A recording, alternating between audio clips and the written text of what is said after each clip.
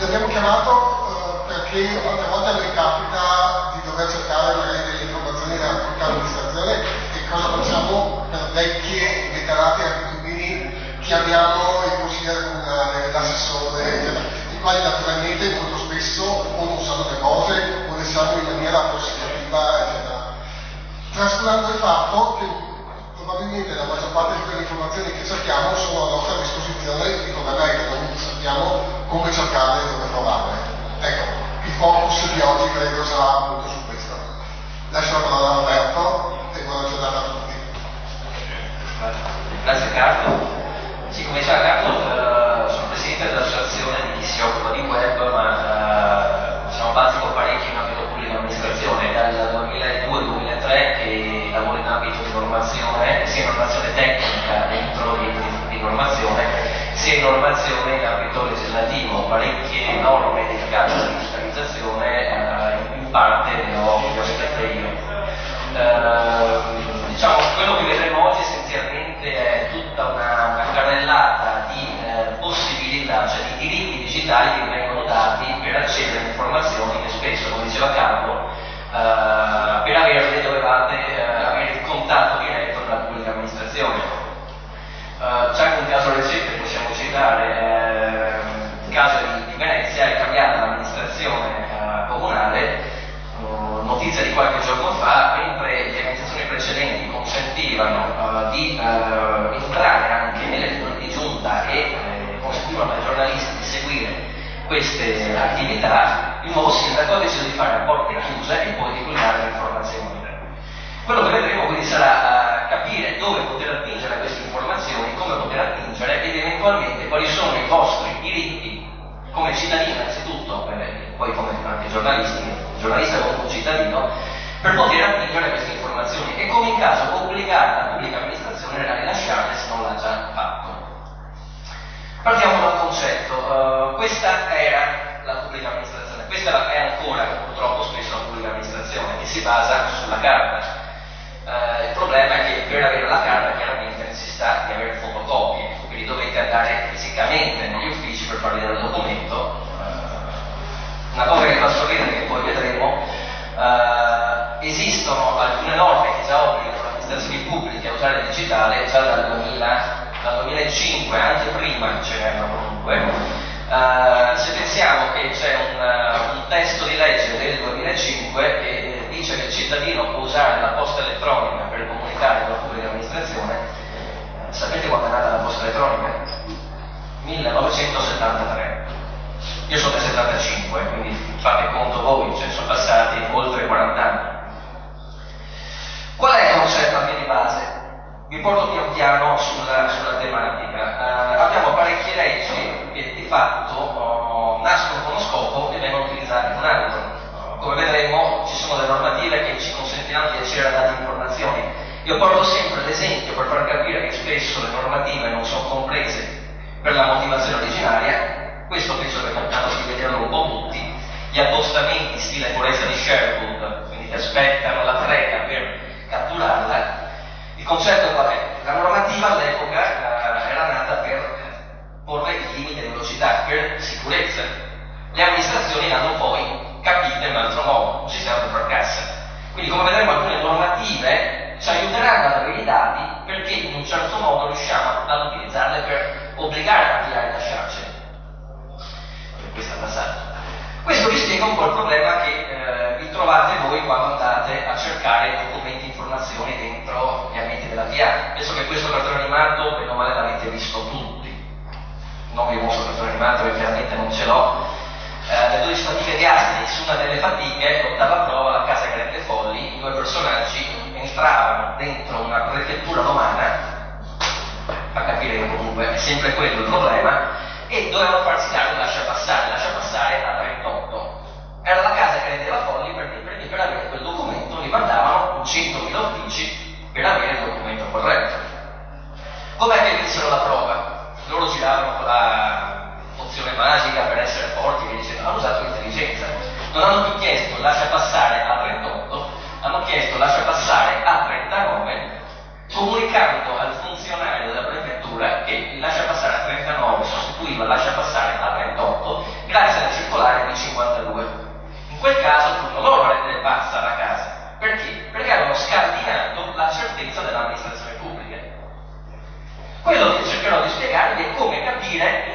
casella dell'amministrazione cosa trovare, da chi andare, a chi chiedere, come chiedere informazioni. Come accennavo, una piccola riforma l'ha fatta questo testo, il codice dell'amministrazione digitale del 2005, che già indicava internet come canale preferenziale per dialogare e dare informazioni al cittadino all'utente. Quindi si presumeva già nel 2005 che tutto ciò che viene prodotto dalla pubblica amministrazione doveva essere esposto all'utenza. Ripeto, si parla di utenza a livello generale, perché la pubblica amministrazione rivolge informazioni a tutti, indipendentemente che sia un giornalista, un consigliere o via dicendo. Faccio questo esempio perché Carlo lo sa, io sono stato uno di quelli che ha rotto più le scatole all'ex sindaco di Venezia, Giorgio Orsoni.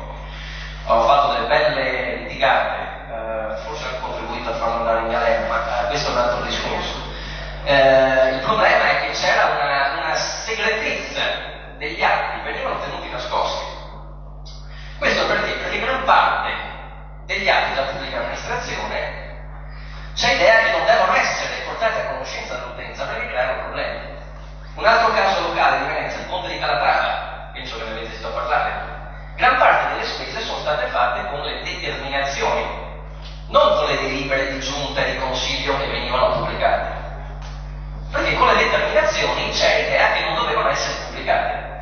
Soltanto il soggetto interessato poteva chiederne accesso, cosa che come vedremo non è vera, cosa per quell'epoca litigato con Orsoni. Orsoni, in pieno consiglio comunale, se ancora il video, diceva che una cosa erano i consiglieri comunali che potevano avere copia delle determinazioni conoscendone il numero, quindi dovevano già conoscerne l'esistenza. Altra cosa era il cittadino qualunque che non aveva diritto di poter visionare ciò che fa la pubblica amministrazione. E questo era un professore di diritto amministrativo. Quindi che succede? Voi avete tutta una serie di diritti che vi dà questo CAD. Apro e chiudo, forse lo dirà il collega Belisari nel pomeriggio, il CAD sarà fortemente modificato, cioè quanto vi sto accennando nei prossimi 6-7 mesi subirà delle modifiche perché a livello europeo è stato fatto un regolamento che si chiama EIDAS che uniformerà un po' tutta la tematica dell'accesso digitale alle amministrazioni. Perché uno degli esempi è il concetto della PEC. Voi tutti avete la PEC. Voi sapete che siamo solamente 2 paesi al mondo ad avere la PEC. Noi e la Tanzania. Quindi siamo sul podio, non tanto per meriti, perché il concetto qual è? Il concetto di PEC è legato alla sfiducia nelle comunicazioni. La PEC è l'esempio di analogicizzare il digitale. Cioè, mentre nel digitale siamo abituati, quando dialoghiamo con qualcuno di cui vogliamo una ricevuta, usare la raccomandata o andare al protocollo e depositare, la PEC non è altro che un protocollo digitale di consegna. A livello europeo hanno fatto qualcos'altro, cosa per cui verrà informata anche la PEC. Motivo per cui si sta anche chiudendo la check pack, quella che ha fatto Brunetta, posta certificata, quella gratuita che forse alcuni di voi avevano. Diciamo, la cosa interessante che c'è stata, che può essere utile, è il concetto di diritto di ricevere qualsiasi comunicazione pubblica per email, il diritto di eleggere anche il domicilio informatico. Voi potete, se dialogate costantemente con le amministrazioni, chiedere che qualsiasi rapporto tra di voi e l'amministrazione, anche a livello professionale, venga eletto domicilio informatico la vostra casella PEC, che significa che qualsiasi procedimento o documento devono per legge mandarlo in quella casella. Quindi questa è una cosa positiva, effettivamente. Gli altri diritti ci sono, però al momento non è che siano molto fatti. La cosa che ci interessa più sono tutti i doveri applicati alle amministrazioni pubbliche. Le amministrazioni pubbliche sono obbligate a pubblicare i dati, a garantirvi l'accesso telematico ai documenti, ad avere siti internet con alcune caratteristiche standard, perché come vedremo, una delle parti che approfondiremo, il decreto sulla trasparenza amministrativa, prevede che tutti i siti web abbiano una sorta di indice analitico da cui voi potete accedere alle informazioni. Perché questo? Perché io posso sviluppare un sito web come voglio, posso mettere l'area dedicata agli assessori e chiamarla chi siamo, ma ci deve essere un indice analitico che mi consente in tutti i siti delle amministrazioni di avere la stessa struttura, in modo da poter sapere che se voglio vedere quali sono le determinazioni fatte dall'amministrazione, entro in quella sezione e mi porta direttamente al documento specifico. Se voglio sapere quali sono i procedimenti, devo poterlo sapere. Se voglio vedere i curricula, le proprietà degli assessori, dei consiglieri comunali e via dicendo, devo poter trovare il link diretto. Se non trovo il documento, come vedremo, posso richiederlo e sono obbligati a pubblicarlo entro 30 giorni. Come tra altre cose, come vedremo, c'è informazioni in relazione alla struttura degli uffici, amministrazione trasparente, procedimenti amministrativi, la busta legale, l'albo pretorio. L'albo pretorio è uno degli esempi classici per cui una volta si andava fisicamente a prelevare i documenti, adesso non più. Qual è il problema che abbiamo? Il problema è che c'è una valanga di norme che vanno ad impattare la pubblica amministrazione. Tra l'altro norme che spesso sono documenti aggiuntivi e esplicativi. Cioè quando parlo con colleghi di altri paesi che noi facciamo delle leggi, dopo nemmeno un mese il ministero competente fa la circolare esplicativa, mi dicono ma allora voi non sapete scrivere le leggi. Sì, il problema è quello effettivamente. Poi abbiamo diverse autorità, come vedremo anche sulla parte di trasparenza, tanti contenuti che una volta venivano pubblicati, adesso vengono pubblicati meno, perché è intervenuto il garante privacy. Il problema che abbiamo è che abbiamo due diverse autorità, l'autorità anticorruzione, Cantone, che si occupa di tutta la parte anticorruzione, appalti, via dicendo, che vuole la trasparenza totale. Dall'altra parte abbiamo il garante privacy che dice sì, trasparenza ma garantendo il diritto alla privacy. Quindi il diritto, ad esempio, se vengono date sovvenzioni e contributi, se sono persone indigenti, che non venga pubblicato il nome e cognome. E qui c'è lo scontro tra interesse, diciamo, di tutelare la privacy, ma interesse del cittadino che potrebbe dire, questo dichiara che è indigente, dichiara di essere indigente, ma se magari è il famoso gondoliere di turno che ha avuto l'appartamento nel comune, come faccio io ad aiutare l'amministrazione a capire che questo sta frodando l'amministrazione? Da dove è partito tutto? Una delle principali riforme che hanno aiutato a rendere pubblici i documenti è questa, la legge 18 giugno del 2009, numero 69, fatta ai tempi di Brunetta, l'eliminazione degli sprechi relativi al mantenimento di documenti in forma cartacea. È stata venduta in questo senso. Pubblicare carta costa, mettiamo online. Quindi dal 1 gennaio 2011, perché all'inizio era nel 2010, poi c'è stato il famoso San 1000 euro, che è quello che salva le amministrazioni pubbliche dagli adempimenti, dal 1 gennaio 2011 tutti gli obblighi di pubblicazione di atti e provvedimenti amministrativi aventi effetto di funzione legale si tendono assolti con la pubblicazione dei propri siti informatici da parte dell'amministrazione degli enti pubblici obbligati. Significa che qualsiasi atto emanato da una pubblica amministrazione che deve essere esposto all'albo per avere validità legale deve essere pubblicato online. Se non viene pubblicato online, pensiamo a un'ordinanza di un sindaco ad esempio, se non viene pubblicato online non c'è la soddisfazione del rispetto di pubblicazione. Quindi finché non viene pubblicata non c'è l'effettiva applicazione della stessa, non c'è l'impugnabilità della stessa, con tutto ciò che ne consegue. Qual è la cosa interessante? Questa è una modifica di legge che all'epoca ho fatto fare io. La pubblicazione è effettuata nel rispetto dei principi di eguaglianza e di non discriminazione, applicando i requisiti tecnici di accessibilità. Questo perché io all'epoca sono stato uno degli autori della normativa italiana sull'accessibilità alle persone con disabilità. Che voi direte cosa c'entra in questo caso? C'entra perché è un beneficio anche per voi stessi. Vi spiego perché. Pensiamo all'amministrazione che pubblica il rendiconto finanziario, lo pubblica come scansione, 150 pagine scansionate. Se voi dovete trovare qualcosa dentro questo PDF, come fate? O usate un OCR per riconoscere il testo, oppure dovete cercare sfogliando il testo parola per parola. Se invece il documento viene fatto in formato accessibile, cioè viene generato tipo da un word processor direttamente in PDF, voi lo sapete benissimo, potete copiare e incollare il testo, lo fate spesso magari vi arriva il comunicato stampa in PDF, copiate, incollate, modificate e via dicendo. Vi aiuta anche a cercare i contenuti, se voi cercate una parola la trovate. Quindi l'accessibilità in questo caso per legge è per garantire anche al cittadino non vedente in questo caso di poter capire quali sono le ordinanze che vanno ad impattare anche nella sua vita. In questo caso aiuta anche voi ad avere documenti che siano utilizzabili e riutilizzabili. Perché ve lo dico? Perché se per caso l'amministrazione dovesse girargli i documenti, come spesso fanno i ministeri solitamente, prima delle conferenze stampa mandano i malloppi appositamente in modo da non consentirne la lettura, in modo che arrivati in conferenza stampa non preparati, cioè cercate di leggerli velocemente. Questo, diciamo, ci sono stati dei casi eclatanti. All'epoca era proprio un rendiconto legato alla manovra finanziaria da parte del penultimo governo Berlusconi. L'hanno fatto proprio appositamente, l'hanno rilasciato 20 minuti prima della conferenza stampa in formato scansionato per non consentire la comprensione dei contenuti. Poi c'è stato mezzo casino da parte proprio delle associazioni disabili che hanno detto: ma come, pubblicano il rendiconto e non possiamo leggerlo? Quindi sappiate che se vi mandano qualcosa che non potete riutilizzare, potete rispondere all'amministrazione: guarda, devi mandarlo in formato accessibile ai sensi della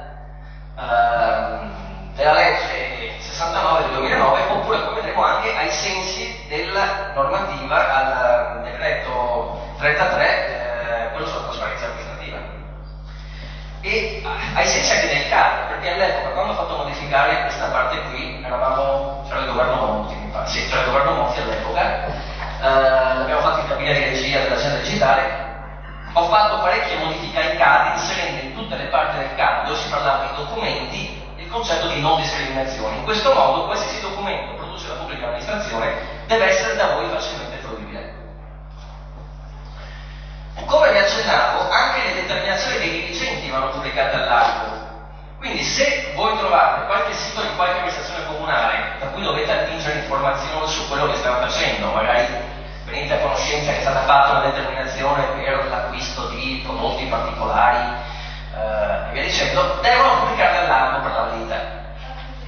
Questa è una cosa che ho appreso all'epoca quando ho, diciamo, discusso col sindaco di Venezia, perché tra l'altro c'è una sentenza del Consiglio di Stato del 2006, quindi ancora i tempi dell'albo cartaceo, che diceva chiaramente che le determinazioni, essendo atti monocratici, sono come una delibera comunque fatta dal sindaco, dalla giunta o dal consiglio. Vanno comunque pubblicati perché c'è diritto alla pubblicità. Chiaramente qui, attenzione, dipende dal tipo di atto, perché se sono atti che contengono dati sensibili, diciamo magari una determinazione di un contributo, magari una persona indigente, come dicevo prima, una persona con disabilità, un atto per cui magari il comune si pone come parte civile in un processo di mobbing verso la dipendente. In quei casi là solitamente cosa fanno? Comunque devono pubblicare la determinazione e dire che le informazioni sono in un allegato disponibile presso l'amministrazione previo accesso agli atti. Però comunque l'informazione che c'è un qualcosa per cui l'amministrazione si muove deve arrivare. Poi sta a voi chiaramente approfondire la cosa, però questo concetto è per farvi capire che tutto ciò che viene fatto anche dai singoli dirigenti della pubblica amministrazione deve essere esposto. Quindi voi, da alcune pagine del sito del comune, potete avere visione di tutto ciò che fa la pubblica amministrazione. Allora, poi ci sono altri casi particolari, questo non è tanto di interesse vostro, ma più che altro c'è qualcuno che si è sposato di recente? Non credo. Questo è per farvi capire cosa implica il passaggio al digitale. Quando si è passati al discorso della pubblicità legale, le pubblicazioni di matrimonio anche quelle andavano fatte online. Vanno pubblicate online con firma digitale. Se non sono firmate digitalmente non sono pubblicità legali. Quindi se qualcuno di voi magari deve sposarsi, controllate, potete magari trovare un nuovo avvocato che includa. Altra cosa che spesso si trova, quando una pubblica amministrazione pubblica documenti e fanno degli errori, perché è normale sbagliare, non potete trovare documenti del genere, per cui l'amministrazione riscarica il documento, lo modifica a mano e lo ripubblica online. Questo è soltanto per vedere questa è una cosa tratta dal bestiario che abbiamo io e il collega Ernesto, questo è il classico esempio di un'amministrazione che non ha capito che il digitale è una cosa diversa.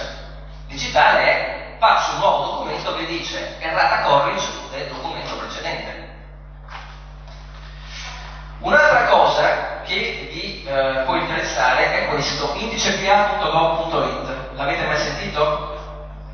Sì? No? Quanti di voi conoscono l'IndicePA?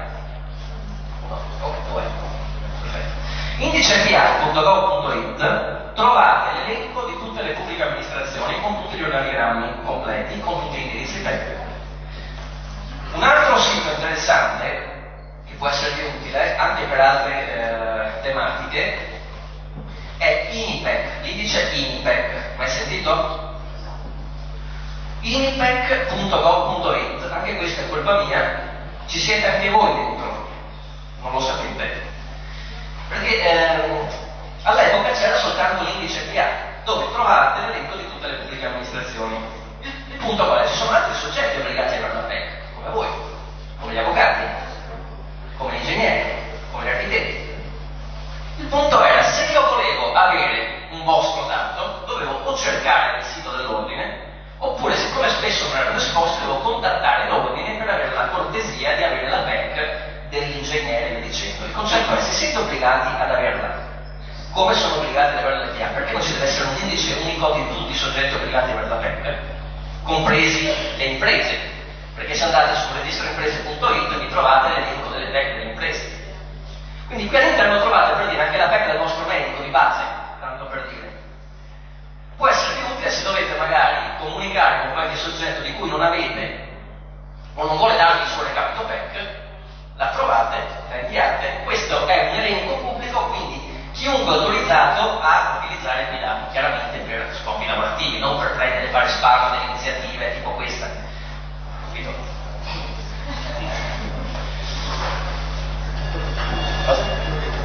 No. Allora, un'altra cosa interessante che abbiamo fatto sempre di recente è stato l'obbligo per le pubbliche amministrazioni di pubblicare il catalogo di tutte le basi dati di cui sono in possesso. Altre cose che come giornalisti possono esservi utili. Perché il problema qual è? Le PA sono strapiene di banche dati. Ci sono delle pubbliche amministrazioni che hanno delle banche dati buttate lì, dentro magari il computer del dirigente che sta per andare in pensione, che sono fenomenali, che possono dare una serie di informazioni per fare anche articoli e pezzi non da poco. Abbiamo obbligato le pubbliche amministrazioni a comunicare l'elenco delle loro basi dati. Andando nel sito basidati.agid.gov.it potete vedere per ogni singola amministrazione quali sono le basi dati che hanno disponibili. Molte di queste le rilasciano già, ci sono amministrazioni più aperte che fanno il famoso portale Open Data, di cui poi vi parlerà nel pomeriggio Ernesto, per cui rilasciano dati, informazioni. Vi porto sempre l'esempio mio locale di Venezia. Venezia ha fatto un bel portale, ce l'ho avuto per Costanzo all'epoca, che è venuto anche l'anno scorso, mi pare, che ha parlato qui l'anno scorso, hanno rilasciato parecchi dati, tra cui anche la cartografia, tutta una serie di informazioni utili, però dipende quali sono i tipi di analisi dati che volete fare. Ci sono amministrazioni che rilasciano dati sul movimento della popolazione, sulle attività dei negozi, quindi magari se uno vuole fare un'inchiesta magari sui flussi turistici e via dicendo, può trovare informazioni e dati.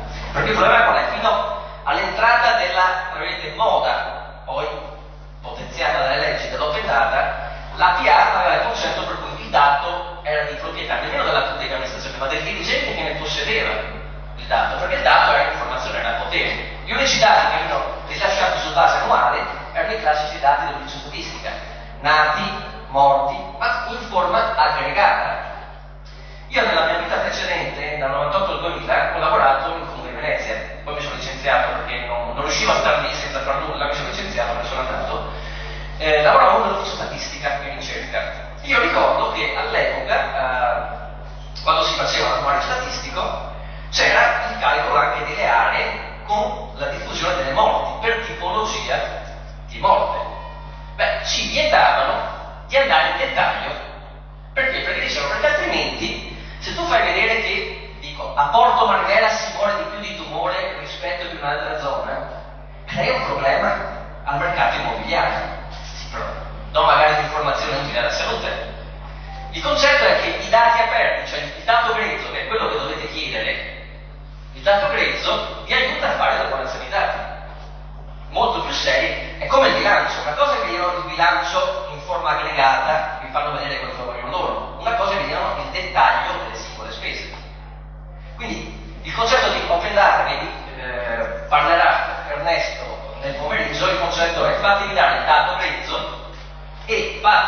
utilizzate strumenti che penso Ernesto vi accennerà nel pomeriggio per poter elaborare, per poter effettivamente fare delle vostre analisi. Questo è il sito basi dati della PA. Altra cosa, c'è una scadenza il 16 febbraio del 2015, quindi è già passata da qualche mese, per cui le PA devono definire anche il piano di informatizzazione. Questo perché ve lo dico? Perché dentro i siti della pubblica amministrazione dovete trovare nella sezione amministrazione trasparente quali sono praticamente i tempi per cui la PA si impegna a mettere online tutti i servizi e le informazioni. Quello che più vi può interessare è questa parte qui, tutta la parte normativa anticorruzione. Perché parliamo di anticorruzione?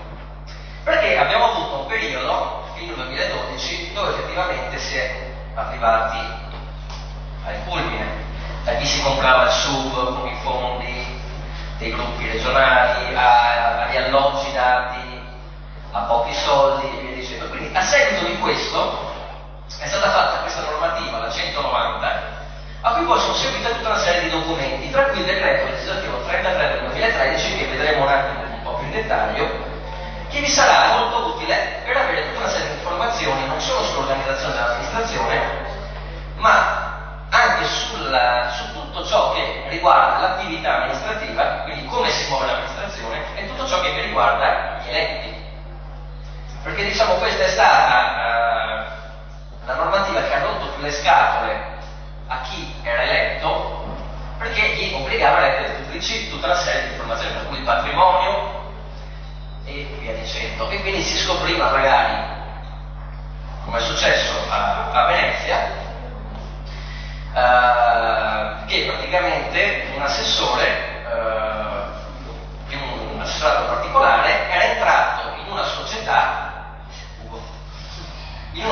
praticamente che di fatto era parzialmente collegata all'ambito di cui era assessore.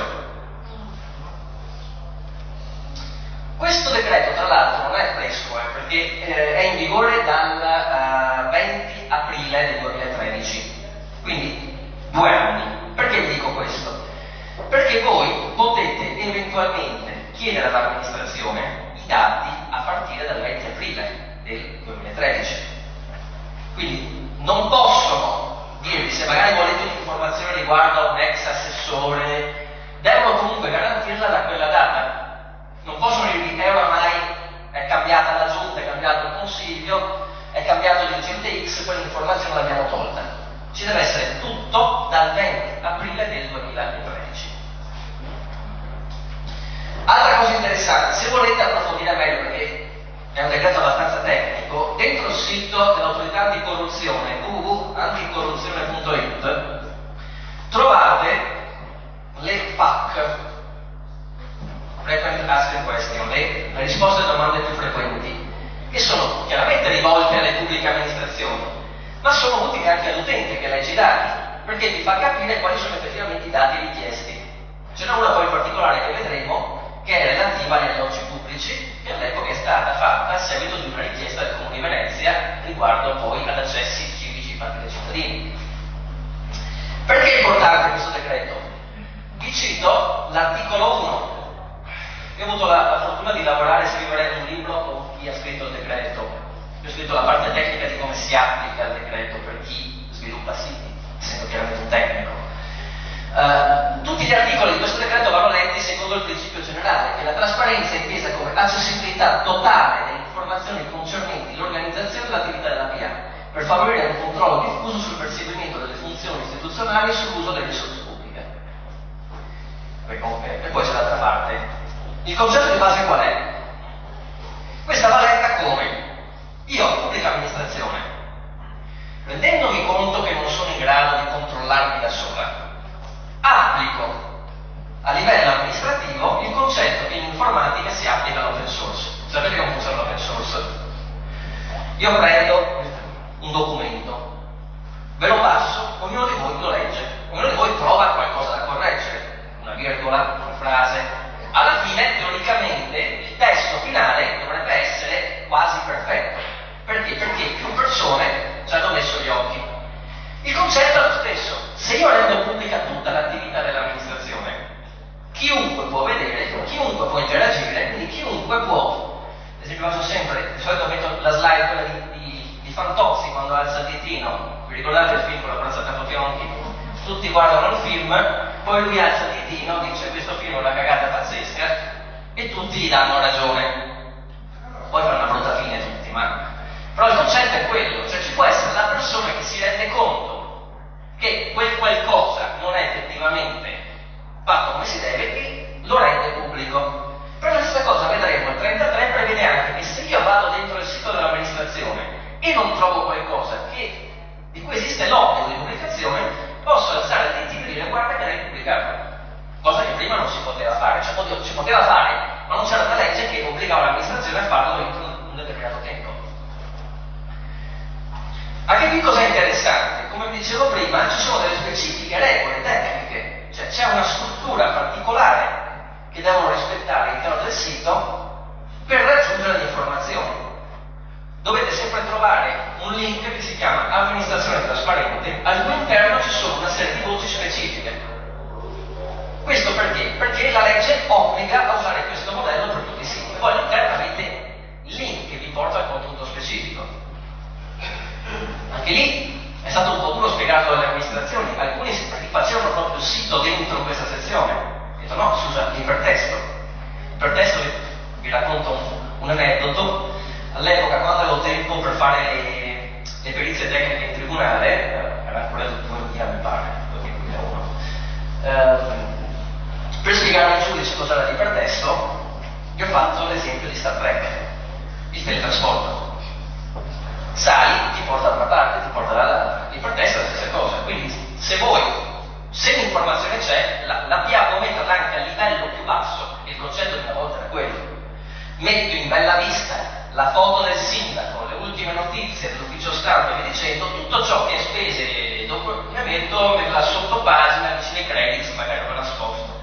Infatti, se notate ancora oggi, nei siti web delle amministrazioni, la voce amministrazione trasparente spesso è messa a piedi pagina sotto, cioè se proprio il cittadino la cerca la trova in angolino, mentre altri che la mettono in bella vista perché dicono non c'ho nulla da nascondere, pubblico.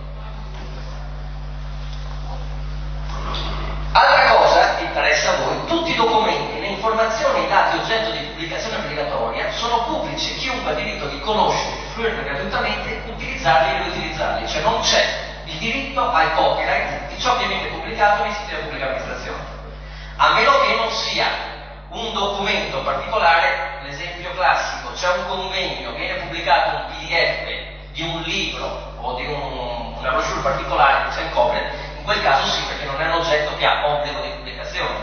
Ma tutto ciò per cui esiste l'obbligo di pubblicazione, quindi tutto ciò che è dentro la sezione di amministrazione trasparente, tutto ciò che è dentro l'albo pretorio, non c'è diritto al copyright. Quindi il concetto qual è? Io potrei dire, vado dentro il sito del comune, mi scarico tutte le determinazioni e faccio una pubblicazione cartacea, la vendo, non posso dirmi nulla. Se voi volete riportare un testo integrale di una determinazione, potete farlo, non dovete chiedere il permesso all'amministrazione. Quindi questo è utile anche per voi a livello lavorativo. Cioè, mentre una volta capitavano gli estratti dei verbali, magari perché si era avuta la fotocopia per via traverse, fonti interne ci dicono che no, c'è la fonte pubblica, si copia. È chiaro che il concetto è dovete prendere familiarità con questi siti. All'epoca, quando ho fatto quel po' di casino a Venezia, alcuni giornalisti locali, sia del Gazzettino che della Nuova, la Roberta soprattutto senza Roberta Rossi della Nuova, hanno imparato a usare queste sezioni del sito per poi raccogliere dati, informazioni e fare pezzi. Lì poi vince chi esce prima quel pezzo, chiaramente. Vanno potete dopo queste sezioni, perché magari esce l'aggiornamento degli alloggi popolari, il giornalista che per primo si scarica l'informazione e fa l'elaborazione dei dati e vede quali sono gli affitti medi e eccetera, riesce a fare i pezzi. Guarda, non sto per la foto.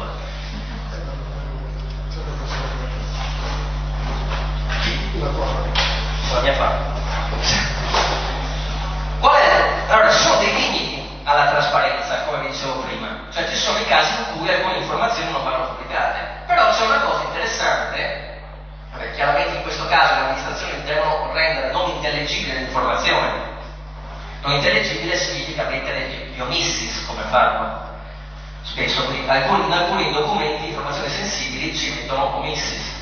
Alcuni fanno l'errore che ha fatto all'epoca il governo americano, non so se vi ricordate, c'era il dossier Calipari all'epoca, che hanno pubblicato online il dossier oscurando i nomi, ma li avevano oscurati dal Word, evidenziando il testo nero. Quindi hanno fatto nero su nero, bastava fare il copia e incolla e sono usciti tutti i nomi di tutte le persone. Quindi se l'ha fatto un errore il governo americano, lo può fare tranquillamente anche una PA. Il concetto è che solitamente fanno omissis, tolgono proprio il nome. Un'altra cosa interessante, e questa può esservi utile, questa se la inventò tale Brunetta Renato all'epoca della legge 150, quella sulla trasparenza, perché prima dell'amministrazione trasparente esisteva la sezione trasparenza, valutazione e merito nei siti web.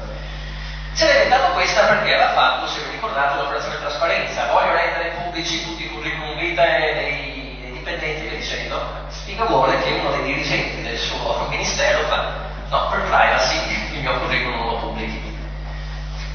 Casini, non Casini, cosa ha fatto? Penso che conoscete tutti come il personaggio, ha fatto modificare il codice privacy all'epoca, ha fatto aggiungere questa frase: le notizie concernenti lo svolgimento delle prestazioni di chiunque sia addetto ad una funzione pubblica e la relativa valutazione sono rese accessibili.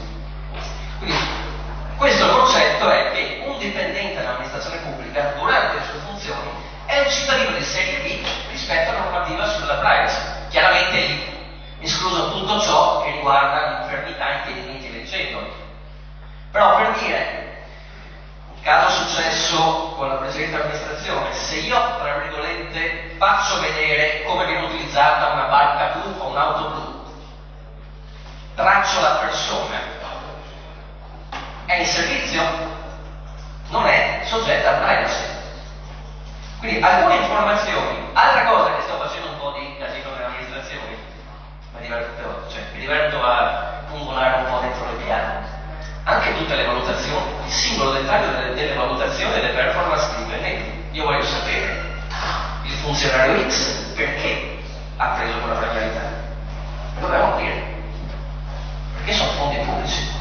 Io voglio capire perché il direttore generale dell'amministrazione ha preso quei soldi. Posso chiederlo, non posso dire alla valutazione riservata.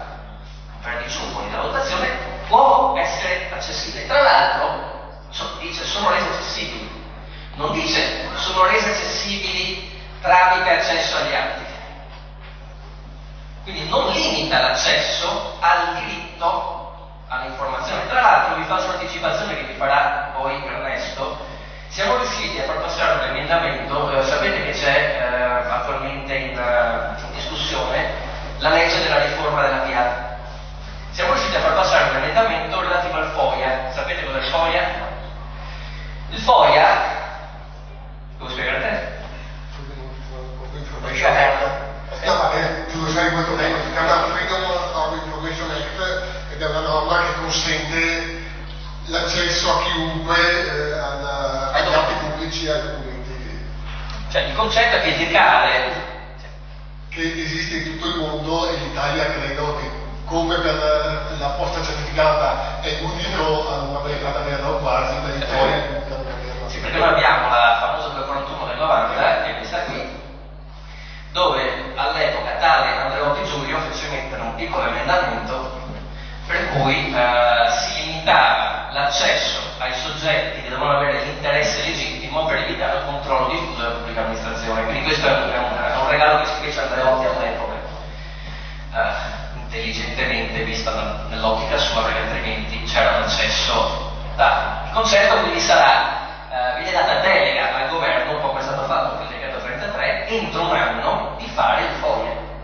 Il che significa non che verranno pubblicati tutti i documenti, ma quantomeno saranno pubblicati gli elenchi di tutti i documenti, il cittadino potrà eventualmente chiederne copia, quindi dovrebbe in teoria togliere peso di pubblicazione. Ed è una norma tra l'altro usatissima all'estero da molti giornalisti per ottenere e obbligare le amministrazioni a dare informazioni che non vogliono dare. Assolutamente, in Francia c'è dal 75 in Francia, tanto per dirti, quindi perché la cosa essenziale cos'è? È avere conoscenza che esiste l'atto, dopodiché ci deve essere un diritto di potervi accedere. Ad oggi abbiamo cosa? Abbiamo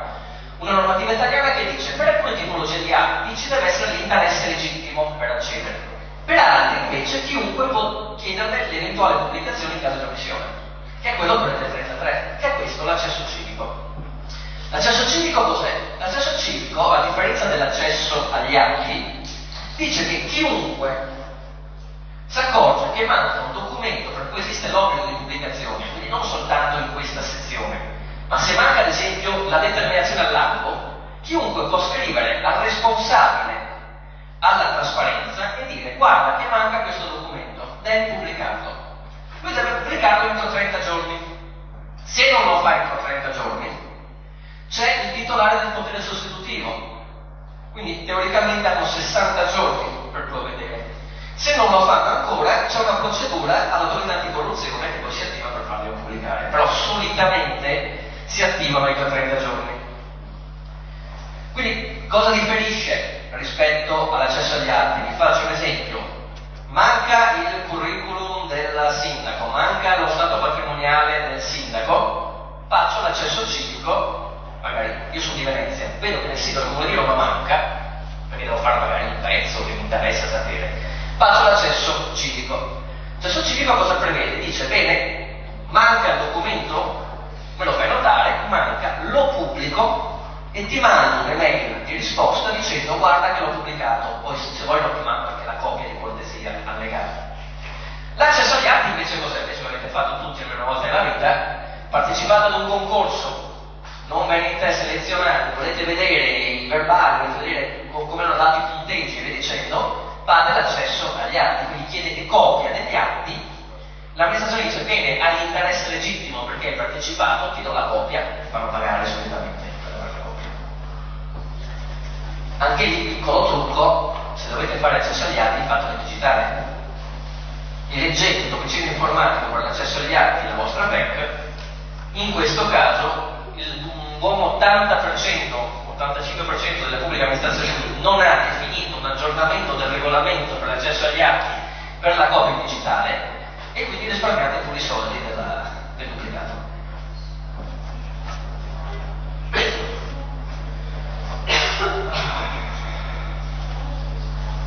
Un'altra cosa, che questa vi interessa a livello lavorativo, è che tutto ciò che viene pubblicato, le pubbliche amministrazioni devono garantire la qualità, l'integrità, il costante aggiornamento, la completezza, la tempestività, semplicità di consultazione, la comprensibilità, l'omogeneità, la facile accessibilità, la conformità ai documenti originali, l'indicazione della provenienza e la riutilizzabilità.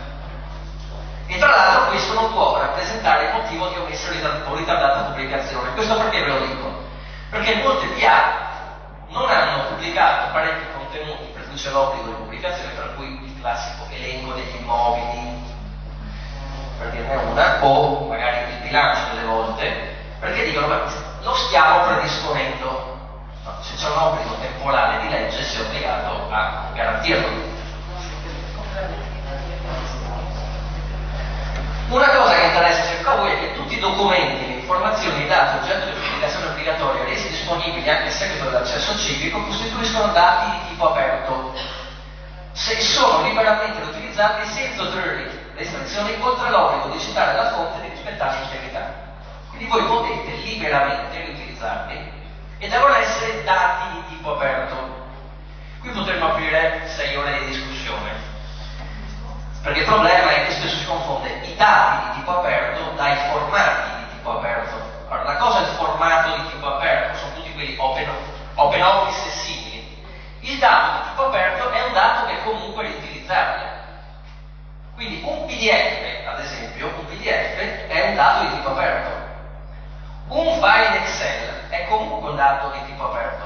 La cosa importante è che vi diano il dato che sia riutilizzabile, che non sia, ripeto, la scansione, ad esempio, perché un PDF con un documento scansionato non è un formato di tipo aperto, perché il PDF è un formato aperto, è uno standard ISO, tra l'altro, però non è un dato di tipo aperto perché non vi consente la riutilizzabilità. Quindi anche qui potete eventualmente battere i punti all'amministrazione e dire: guarda che devi darmi i documenti in questo modo.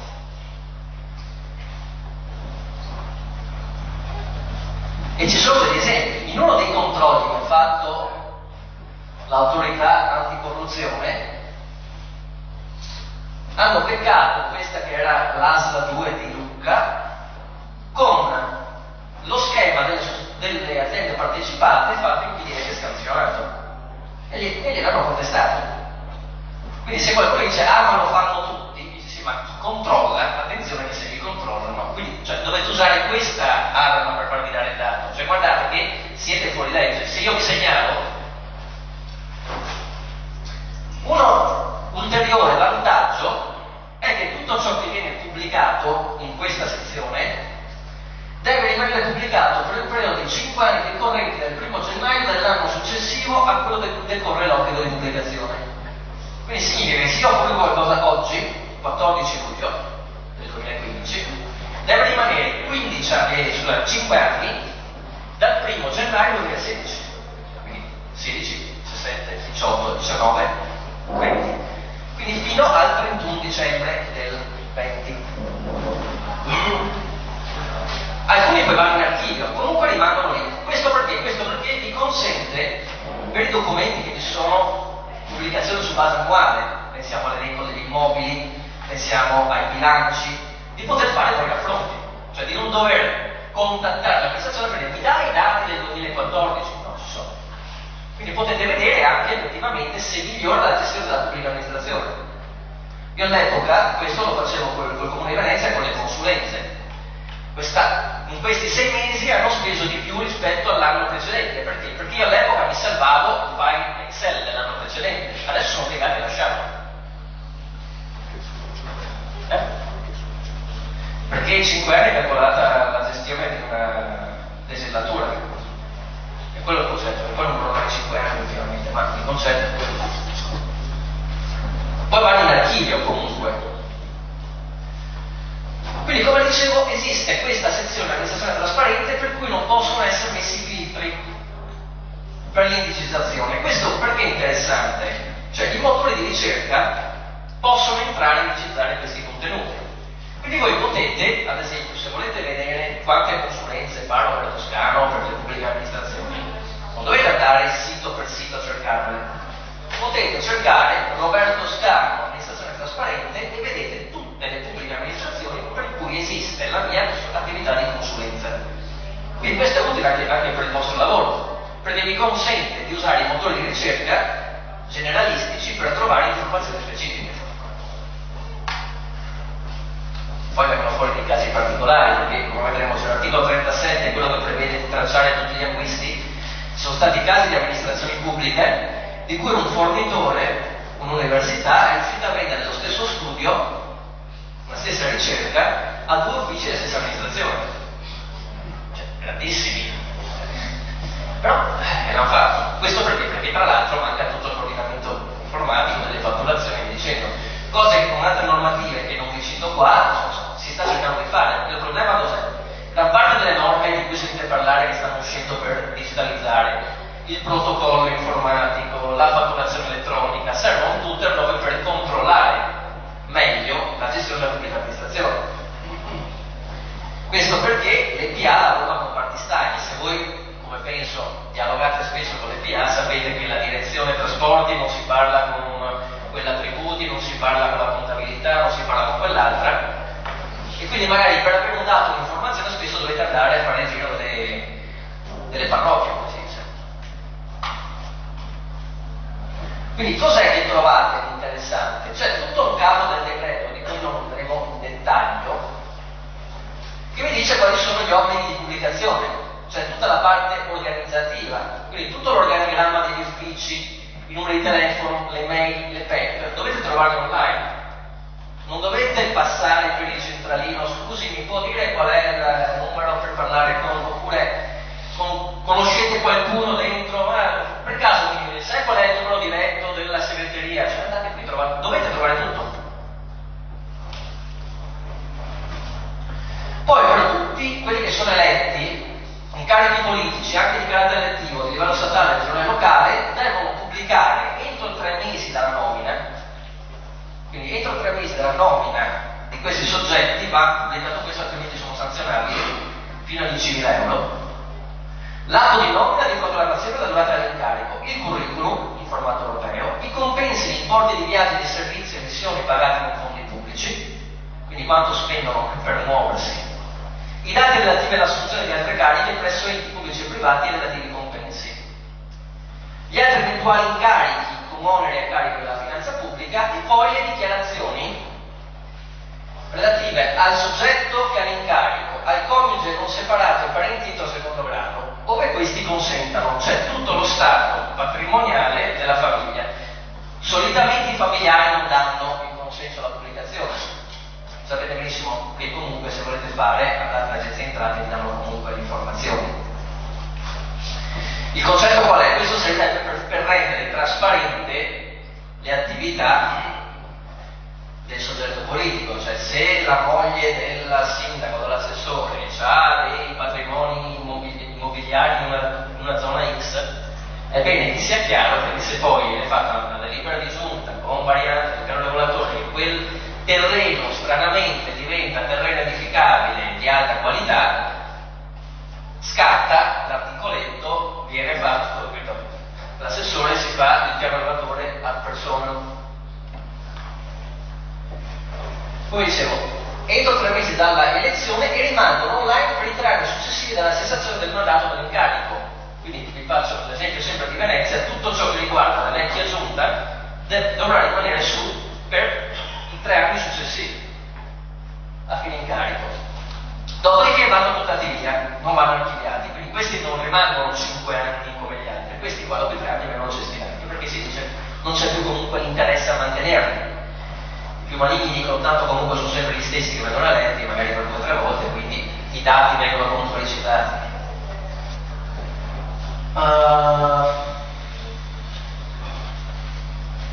Questa non la salto. Altra cosa, e questa spesso viene utilizzata per fare pezzi e articoli, tutto ciò che riguarda gli incarichi ai dirigenti e di consulenza vanno inseriti gli estremi del dato di conferimento, il curriculum vitae, i dati relativi all'incarico, i compensi ottenuti. Qui perché è importante?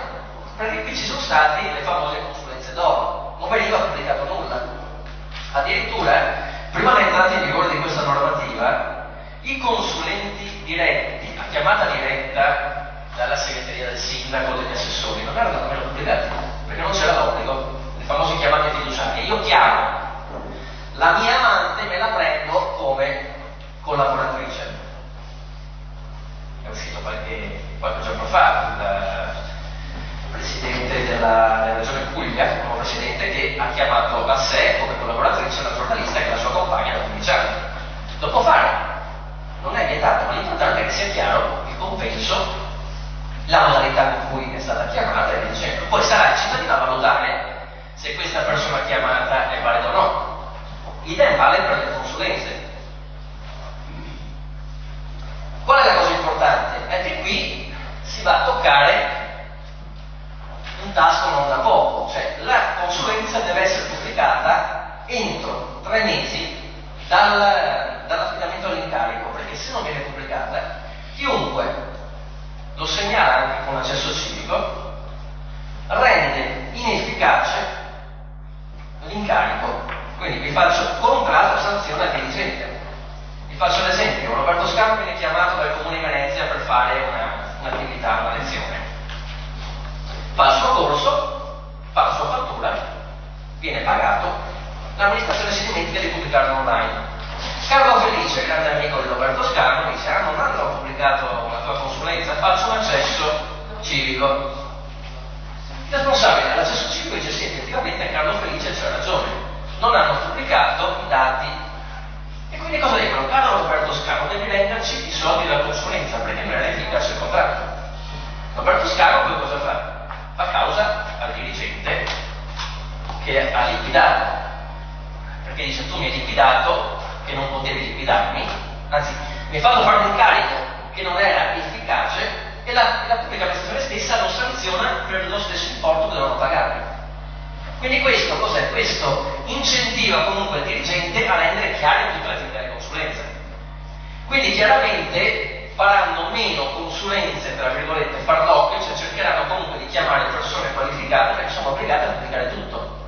Cioè se io chiamo a fare una consulenza su un argomento particolare un professore di educazione fisica magari, mettiamo a fare una consulenza particolare su un ambito, non so, accessibilità informatica, è chiaro che se dal curriculum si evince che non è una persona che ha la competenza, qualcuno alza il dito e dice ma chi è questo? Vado a scavare chi è.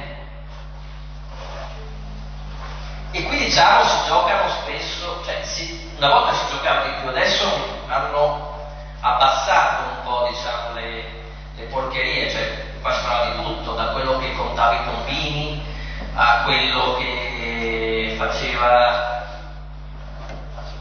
c'era un po' di tutto, cioè trovate un po' di tutto. Adesso ripeto, trovate, cioè, le PA si regolano un po' di più perché sanno che c'è l'occhio del cittadino e anche del giornalista che va a vedere.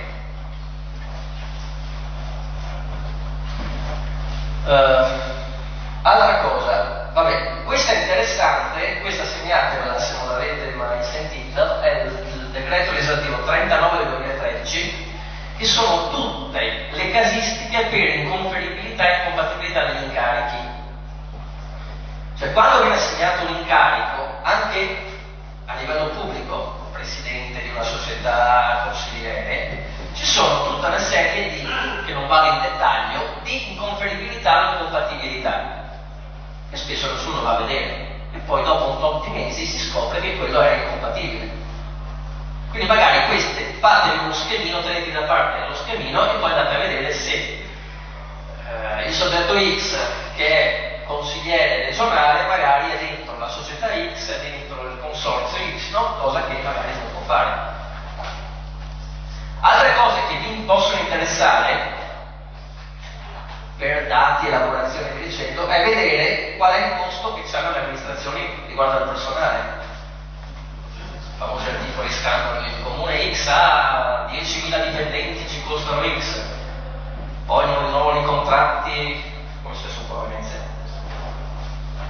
Quindi trovate tutti i dati in relazione alla dotazione organica del personale di servizio, il conto annuale, il costo complessivo di quanto ci costa tutta, e i tassi di assenza del personale, anche questi che sono interessanti, capire quali sono i periodi. Il caso più eclatante, l'avete visto sui giornali, è stato all'epoca, ci sono stati anche dentro le dipendenti giudiziari, giù a Roma, con i trasporti, io mi trovo tra l'altro da quelle parti lì, quasi tutti ammalati il 31 dicembre. Può essere magari una volta di influenza in metropolitana, l'aria un po' insalubre, però.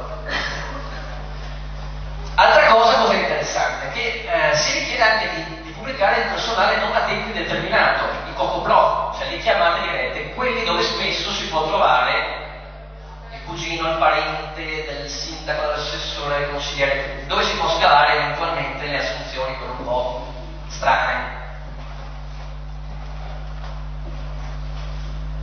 Altra cosa, questo è l'articolo 18 del decreto, dice che l'amministrazione pubblica i dati, compensi e compensi in relazione ai carichi retribuiti e non retribuiti conferiti annualmente ai propri dipendenti. Quindi qui potete vedere magari anche se un dirigente particolare ha qualche incarico in partecipate, in società, eccetera.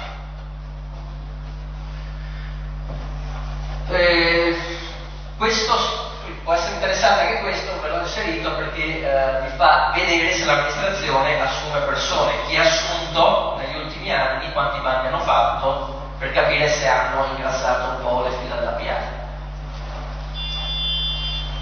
E come vi accennavo prima, tutti i premi divisi per area, però come vi dicevo potete chiedere all'amministrazione quali ho dettagli, voglio sapere il direttore generale perché ha preso questi compensi, voglio sapere perché il dirigente di trasporti ha preso questi compensi. Quelli devo dare, non posso dirvi per la privacy, non me lo diamo. Questo vi è molto utile anche perché l'articolo 22 vi dà la galassia di controllo da parte dell'amministrazione delle società. Cioè avete anche lo schema grafico, perché l'articolo di legge prevede anche lo schema grafico, per vedere quali sono i possedimenti, i controlli dell'amministrazione, con chi li controlla, quindi chi sono le persone nominate, i curriculum di queste persone, i compensi che percepiscono, cioè tutta una serie di informazioni dove spesso trovate quelli che in francese si chiamano i trombati della politica. Sono quelli che solitamente vengono parcheggiati nelle partecipate, cioè non sei stato eletto in regione, non sei stato eletto in provincia, in comune, vabbè, ti nominiamo all'interno del CDA della società X, ti nominiamo all'istituto dalle tali. Nomine che vengono pubblicate anche all'albo, via dicendo, che però spesso passano in sordina, quindi questa sezione dice: avete una chiara informazione di chi è stato nominato, quando è stato nominato, quanto dura la sua nomina, qual è il ruolo che ha questa persona e quanti soldi percepisce. Quando posso andare avanti? Anche gli enti di diritto privato controllati dall'amministrazione. E qui vanno tutta una serie di informazioni che vi dicevo. Poi un'altra cosa che però viene fatta in ambito semestrale, quindi ogni 6 mesi va aggiornata, devono pubblicare tutti gli elenchi dei provvedimenti adottati dagli organi di indirizzo politico e dai dirigenti, con particolare riferimento ai provvedimenti di autorizzazione e concessione, di acquisti, erogazione di sovvenzioni, contributi e sussidi, concorsi e accordi stipulati dall'amministrazione. Anche questi una volta non li trovavate. Se un comune fa un accordo con un'associazione, come via dicendo, una volta non c'era, non si trovava. Bisognava fare l'accesso agli atti per sapere che magari il comune aveva dato quello spazio in uso totalmente gratuito all'associazione X senza fare bandi, senza fare nulla. Poi abbiamo avuto il caso particolare di Ripoll di Venezia e Carlo, che avevamo addirittura un assessore, Filippini, la delega, c'era l'assessore alla casa che aveva la delega per identificare la sede internazionale di Emergency. Tra le deleghe c'era questa che aveva il compito di trovare, che poi gliel'hanno assegnata, hanno preso un ex incubatore e gli hanno dato la sede. Anche qui una cosa particolare per farvi capire come si può aggirare volendo questa parte delle pubblicazioni: delibera di giunta per assegnare la sede, conferenza stampa con Gino Strada. La delibera di giunta l'hanno pubblicata subito dopo la conferenza stampa, non prima, per evitare che i giornalisti potessero leggere la convenzione e fare domande scomode. Però loro l'obbligo di convenzione l'hanno fatto, quindi l'abbiamo pubblicata dopo la conferenza stampa. Difatti qui uno dei bug, diciamo, di questo decreto è che per alcune cose, come in questo caso dice ogni 6 mesi, entro 3 mesi, in altri dice pubblicare tempestivamente. Tempestivamente, per me può essere mi fermo un attimo e pubblico, per un altro quando torno dalle Maldive pubblico il documento, per un altro 10 minuti prima che so che sta arrivando l'accesso civico. E quindi questi va pubblicato il contenuto, l'oggetto, l'eventuale spesa prevista e gli estremi relativi ai documenti contenuti nel fascicolo. Quindi questo è soltanto un indice, qui non avete il dettaglio di tutto, però vi dà l'idea comunque di come si muove l'amministrazione. Qual è il concetto? Qui si parla di ambito semestrale, però siccome le amministrazioni si stanno informatizzando, solitamente fanno tutto in tempo reale. Il Comune di Venezia, dopo i vari bastonamenti, tra l'altro è stato premiato lo scorso anno come comune più trasparente, un po' prima che vedesse che era il sindaco, come comune più trasparente dei grandi comuni. Loro hanno fatto cosa? Hanno semplicemente collegato l'archivio delle determinazioni e l'hanno messo con un piccolo software visibile online, quindi mano a mano che pubblicano la determinazione in automatico si può ricercare online, quindi non aspettano i 6 mesi, lo fanno in automatico perché non ci costa di più fare l'elenco a mano che renderlo disponibile in tempo reale, però queste sono scelte. Altra cosa, sono obbligati a pubblicare anche, questo per lo anche più come cittadini che come giornalisti, ma anche come giornalisti, i criteri e le modalità con cui danno concessioni, servizi, contributi, sussidi, ausili e vantaggi economici. Questo perché? Questo per se magari viene fatta una determinazione per cui danno la famosa sede che dicevo prima, ci deve essere un atto che stabilisce come vengono assegnate, un atto generale. Quindi potete andare in questa sezione, esiste il documento? No. Allora come mai il comune ha fatto questa cosa senza avere la procedura? Perché le amministrazioni si muovono per procedure, solitamente è difficile che faccia delle porcherie. Vabbè, queste sono le sovvenzioni. Sulle sovvenzioni, anche qui interessante, è quello che una volta si chiamava l'albo dei beneficiari. Questi vengono fatti su base annuale e solitamente viene messo il nome del beneficiario, dati importo del vantaggio corrisposto, la norma che prevede lo sborso di denaro, chi è il funzionario che ha fatto il procedimento, come hanno identificato il beneficiario, se è un progetto finanziato o link al progetto. Questo soprattutto se andate nei siti dei comuni, io prendo sempre come esempio il comune di Venezia, quando danno i contributi annualmente alle associazioni. Voi vedete magari che alla parrocchia danno 40.000 euro, alla società di calcio ne danno 700. Lì si può vedere effettivamente qual è il peso. Poi andrebbe verificato perché hanno dato 40.000 da una parte rispetto all'altra, però sono dati comunque che vi possono dare la possibilità di fare dei pezzi, fare delle indagini, delle inchieste.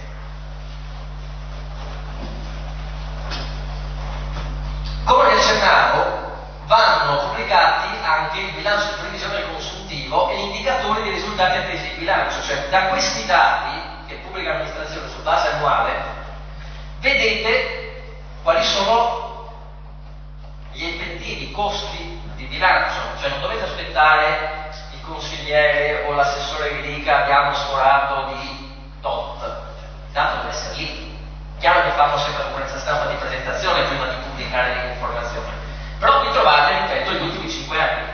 Quindi se vi siete persi i documenti degli anni precedenti, li trovate sempre all'interno e potete fare dei raffronti o trovare un professionista che vi faccia i raffronti e poi vi fate dei pezzi.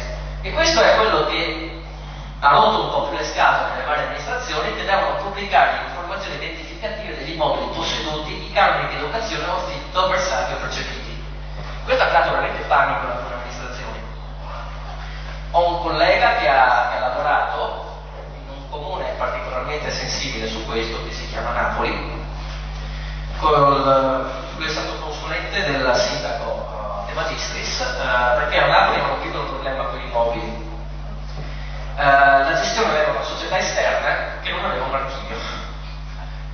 Non so come facessero ad incassare gli affitti, hanno dovuto ricostruire tutto da zero. E lì è stato un lavoro eccezionale, cioè, la stampa ne ha parlato pochissimo, ma secondo me è stato il primo caso in Italia in cui hanno fatto un catasto degli immobili pubblici fatto come si deve, con la mappa addirittura che si può interagire, ti fa vedere chi lo occupa, se lo occupa, perché chiaramente in questo caso vengono fuori tutti gli scandali, viene fuori l'appartamento dietro Piazza San Marco che paga 80 euro, ma anche lì va fatta la verifica, perché magari può essere la pensionata che era un nucleo familiare che stavano in 5, è rimasta la pensionata da sola e magari c'è 150 metri a Piazza San Marco e paga 80 euro al mese. Altri casi in cui c'è l'alloggia che non è disponibile perché va restaurato. Altri casi, alloggio occupato senza titolo, che può essere diverso il caso, può essere l'occupazione abusiva o può essere il figlio di un assegnatario che è rimasto all'interno e aspetta se può regolarizzare la sua posizione. Questo è interessante perché è uno dei dati in cui le amministrazioni cadono, perché spesso nelle conferenze stampa le assessori dicono non ci sono case, e poi quando hanno iniziato a pubblicare questi, Ater in primis di tutte le regioni è uscito chiaro una valanga di appartamenti. E anche qui ci sono stati parecchi che lavorano in ambito open data che cosa hanno fatto? Hanno scaricato i dati e hanno creato le mappe, hanno preso quelli dell'Ater, quelli del comune, quelli dell'ASL, perché tutte le PA sono obbligate. Cioè, se andate anche a vedere le ASL quanti appartamenti hanno, mi ricordo all'epoca quando abbiamo fatto un accesso civico per la pubblicazione dell'ASL di Venezia, è venuto fuori che l'ASL di Venezia ha dei negozi in corso Cavour a Roma, qualche lascito magari, però effettivamente percepiscono poi gli affitti, tra l'altro, quindi è interessante. Il comune di Venezia è successo mezzo casino all'epoca perché sono stati dei lasciti, una casa in Francia che non era stata inserita nell'elenco. Ricordi che all'epoca Agostini si incazzò come la testa Mozzoni dicendo fatevi i cavoli vostri. Un lascito non era stata ancora valorizzata. Poi la cosa interessante è che durante i fatti è riuscito che c'era pure una seconda casa in Francia che non era stata catalogata. Quindi il problema è che spesso, perché questo? Perché spesso l'ufficio patrimonio non ha tutti i dati che sono di altri uffici.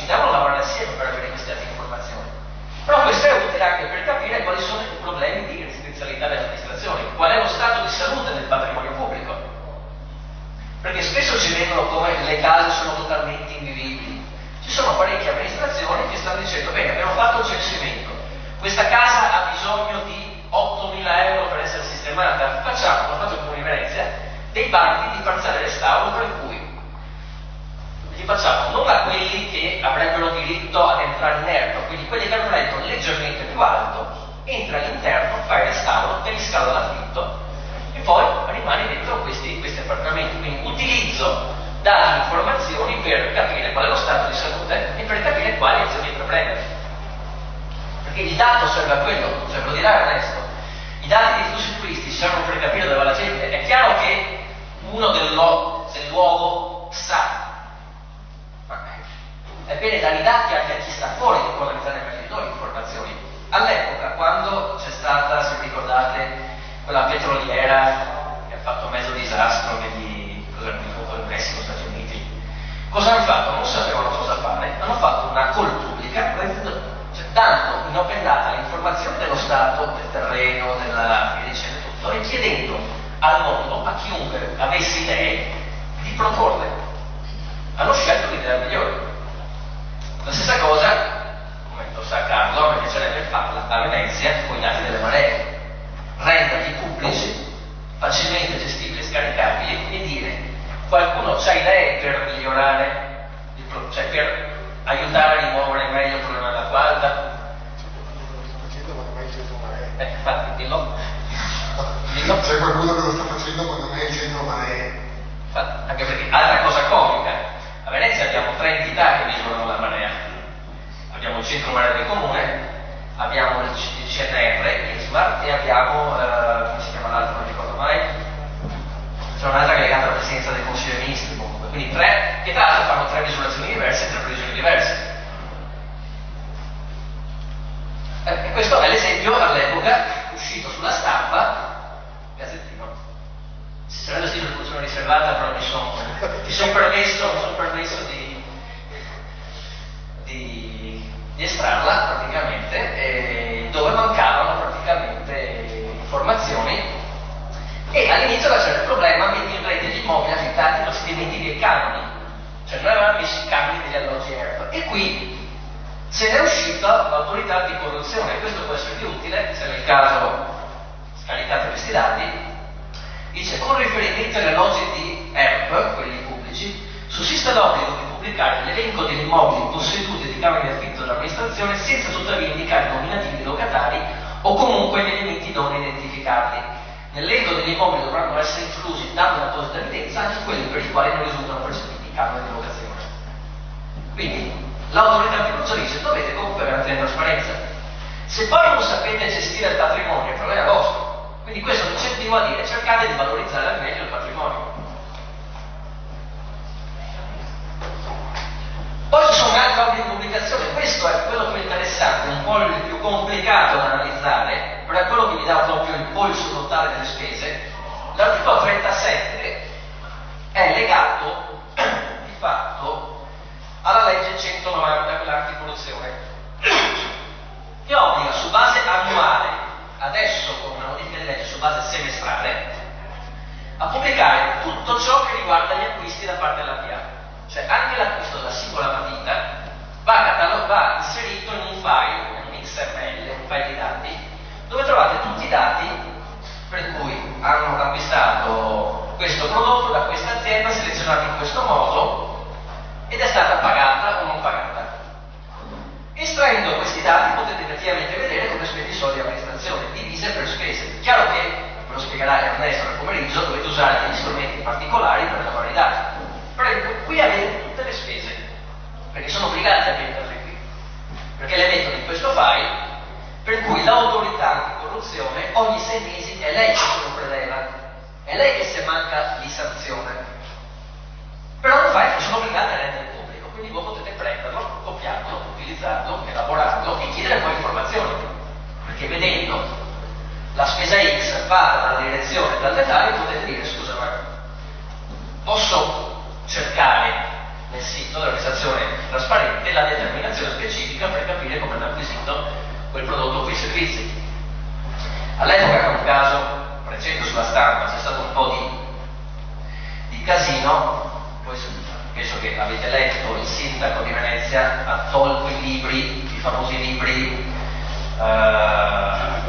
genitore 1, genitore 2, quelli acquisiti all'epoca del sindaco precedente, fatti su acquisto, una determinazione di acquisto di libri, che poi è stata resa pubblica, a seguito della richiesta di un consigliere, della consigliera con delega specifica.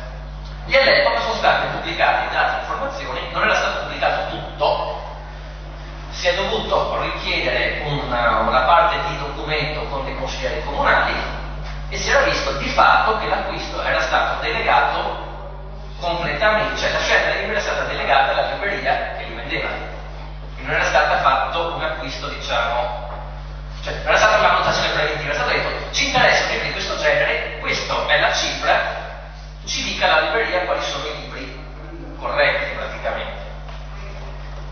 Il sindaco ha detto no, noi vogliamo fare diversamente, vogliamo ritirarli, valutarli e poi reinserirli. Però questi sono tutti atti che sono pubblici.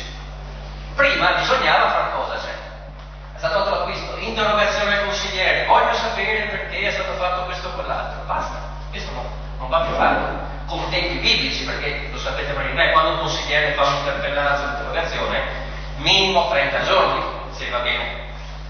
Così hanno l'obbligo quasi immediato di pubblicare l'informazione. Un'altra cosa che può essere utile, c'è tutta la parte dell'articolo 40 e 41 che riguarda il Servizio Sanitario Nazionale. Voi direte che ci interessa. È interessante perché tutta questa parte obbliga le amministrazioni pubbliche, nel caso specifico le ASL, a pubblicare tutti gli accordi che fanno con le strutture sanitarie e le strutture stesse a pubblicare i tempi medi di erogazione dei servizi. Questo, se voi dovete fare un pezzo o qualcosa sulla sanità della vostra zona, potete fare un'analisi e dire bene, i tempi medi nel Comune di Venezia per avere una mammografia sono X, nel Comune di Padova sono Y, nella ASL tali e tali sono Z, fare dei raffronti. Sono tutti dati che sono obbligati a pubblicare. Così come, assieme ai dati di bilancio, anche i tempi medi di pagamento. Sono obbligati a pubblicare qual è il tempo medio di pagamento che la PA applica verso i fornitori. Quindi, come vi dicevo, c'è tutta questa parte che riguarda la struttura di informazione. Facciamo una pausa? Ok. Facciamo un attimo una pausa e poi 10 minuti di pausa e poi. Accanto con la seconda parte della lezione per la pubblica amministrazione e i suoi segreti.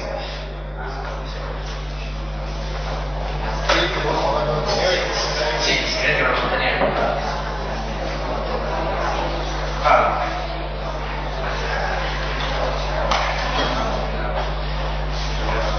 Allora, quello che volevo farvi vedere adesso era un esempio di simulazione per vedere se la PA ha pubblicato tutto ciò che deve pubblicare, in modo che potete capire se manca qualcosa e come deve essere strutturato. Allora, esiste innanzitutto un semplicissimo applicativo che si chiama il custode della trasparenza. Tanto è stato anche premiato a livello europeo come fatto dal Dipartimento di Funzione Pubblica. Che cosa prevede? Prevede la possibilità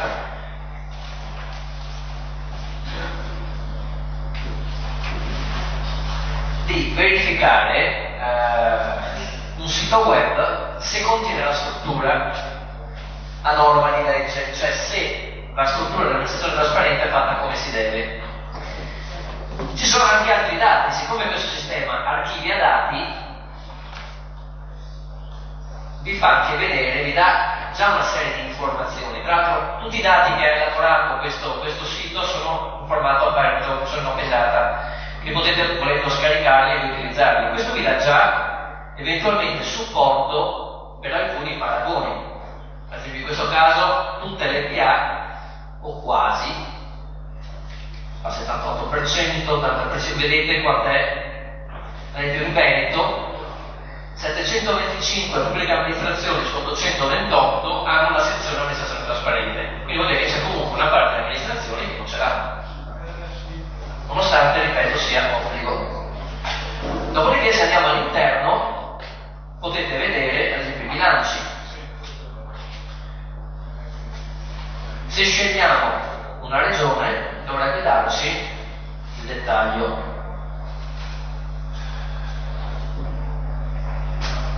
Quindi questo è un esempio di cosa si può fare con i dati. Questi sono dati che il software acquisisce in automatico per vedere se è conforme o meno.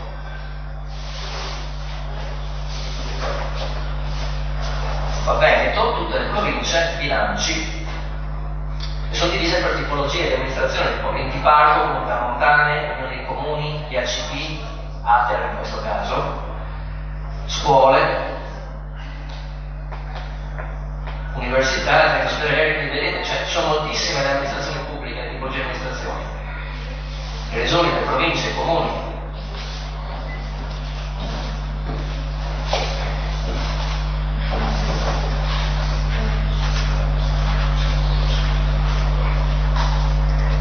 Prendiamo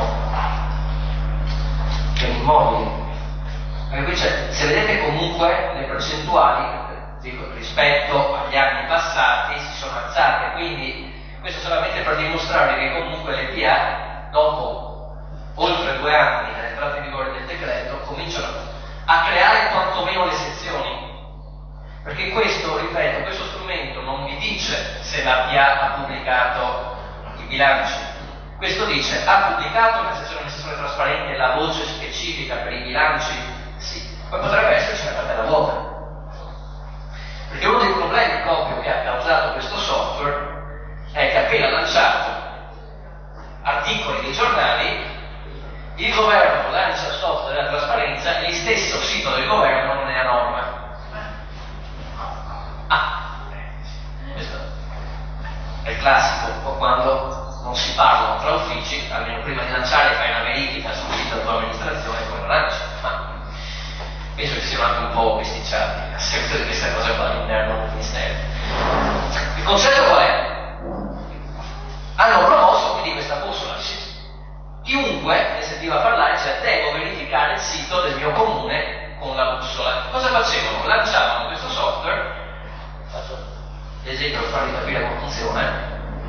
Verifica sito in tempo reale, sono un comune, ad esempio, io metto comune di Venezia, comune,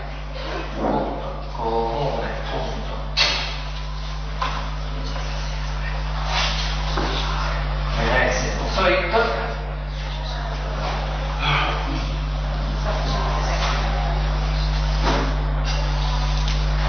Adesso si metterà qualche secondo.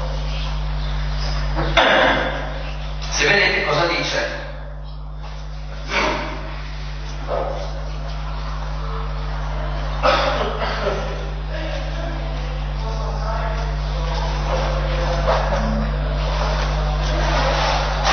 dice Comune di Venezia, numero di indicatori soddisfatti 67 su 67. Questo che significa? Significa che la struttura della sezione amministrazione trasparente è fatta nel modo corretto. Non significa che dentro c'è tutto. Infatti in piccoli comuni solitamente, in scuole, in piccoli enti, trovate che hanno 67 su 67. Se poi però cliccate nel link dice pagine in costruzione, cosa che se vi ricordate prima la legge non consente, perché dice che non possono essere consentiti ritardi per completare.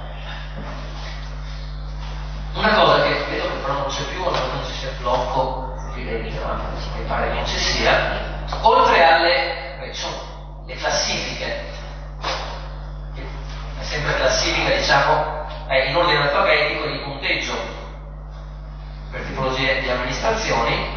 Una cosa che c'era, che però vedo che non c'è più, forse ci sono problemi di connessione. Allora, ecco qua. Verifica e valuta il sito. C'è un'opzione che chiunque può segnalare che dentro quel contenuto non c'è nulla. Ed è il motivo per cui se andiamo in home page della bussola ci dice questo. di controllo a campione, i seguenti siti sono risultati inadempienti rispetto agli obblighi di pubblicazione, pur avendo strutturato correttamente la sezione, e indica gli ultimi che hanno peccato. La valutazione dei suoi siti sarà pertanto sospesa in attesa del completo adempimento degli obblighi di legge. Il concetto quindi qual è? Stanno migliorando un po' l'uso di questo applicativo. Cioè all'inizio era verifica la struttura, adesso è verifica la struttura, però chiunque può alzare il ditino e dire guarda che qui dentro manca un contenuto. Il Dipartimento Funzione Pubblica verifica, se manca effettivamente blocca la conformità del sito, contatta l'amministrazione e dice guarda che il cittadino ha segnalato che quella cosa non va. Qual è il problema? Questo è il classico esempio che l'autorità anticorruzione del Dipartimento non si parla, perché effettivamente questo l'ha fatto il Dipartimento, doveva farlo l'ente anticorruzione, ma siccome non si vogliono molto bene, perché si sentono, se andate a vedere, non è interesse giornalistico, è se interessa l'ambito normativo, e più volte negli ultimi anni alcuni compiti sono stati spostati da autorità a funzione pubblica autorità, si sono rimpallati a seconda del ministro a cui tiravano più forte la giacchetta. Perché? Perché effettivamente queste sono attività rognose, anche in un certo senso. Come un po' un altro concetto è sull'anticorruzione. L'anticorruzione è diminuito il controllo vero anticorruzione. Questo l'ho scoperto casualmente, mi metterete a sorridere. Ho conosciuto una ragazza in metropolitana e nel percorso tra la mia fermata e la fermata del lavoro, parlando e riparlando, io mi occupo di trasparenza, ma io lavoravo in anticorruzione con Cantone. Caso particolare, effettivamente lei stessa mi ha detto, da quando hanno accorpato poi l'anticorruzione con la vigilanza degli appalti, noi di fatto siamo diventati un ente che vigila gli appalti, non facciamo più l'anticorruzione. E questo fa capire anche perché spesso anche sui giornali leggete prevalentemente che le attività sono legate a controllo di Expo, delle forniture, cioè decade un po' il concetto per cui l'ente dovrebbe vigilare il controllo della corruzione. Infatti ogni amministrazione ha un responsabile anticorruzione. Una delle cose che non vi ho indicato nel corso, che comunque se approfondite nel decreto 33 trovate, nell'articolo 10 si parla del piano triennale, che viene aggiornato su base annuale, del piano anticorruzione. Cioè quali sono le procedure che l'amministrazione attua per controllare l'eventuale rischio corruzione dentro l'amministrazione. Quindi anche quello è interessante leggerlo, dico sempre nelle serate d'estate, davanti alla spiaggia, anziché portarvi l'ultimo libro di Fabio Volo, vi portate un documento di questi. Scherzi a parte, diciamo, è utile comunque capire perché annualmente devono aggiornare questo rapporto, quindi vedete effettivamente anche se sono stati casi di richiamo. Un'altra cosa che adesso vedremo nella struttura anche del sito, c'è anche una sezione in cui eventuali rilievi fatti all'amministrazione da revisione dei conti o da altre autorità non recepite dall'amministrazione devono essere pubblicati nel sito. Cioè mentre una volta erano fatti interni all'amministrazione, adesso se un revisore dei conti recepisce qualcosa e non viene recepito, quell'atto in cui lo recepisce va pubblicato sul sito. Stessa cosa va fatta per tutti i rilievi recepiti o meno fatti dalla Corte dei Conti. Se la Corte dei Conti contesta all'amministrazione un contratto di assunzione di un consulente e poi magari sistemano il contratto e lo chiamano comunque, ma siccome è fatto dalla Corte dei Conti va pubblicato. Perché? Perché un rilievo fatto dalla Corte dei Conti si presume che comunque sia un rilievo pesante, cioè la Corte dei Conti si muove solitamente quando c'è qualcosa di serio, non per piccole cose. Volevo farvi vedere come esempio, per farvi capire come funziona,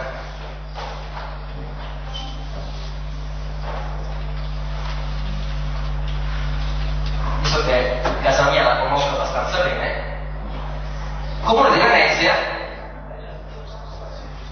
amministrazione trasparente, è in bella vista se vedete.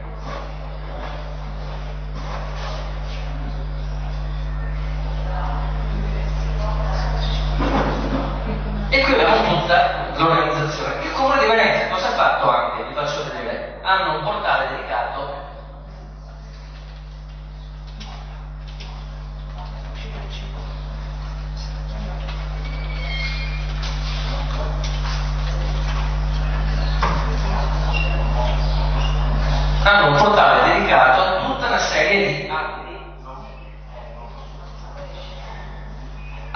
quindi sono obblighi di pubblicazione.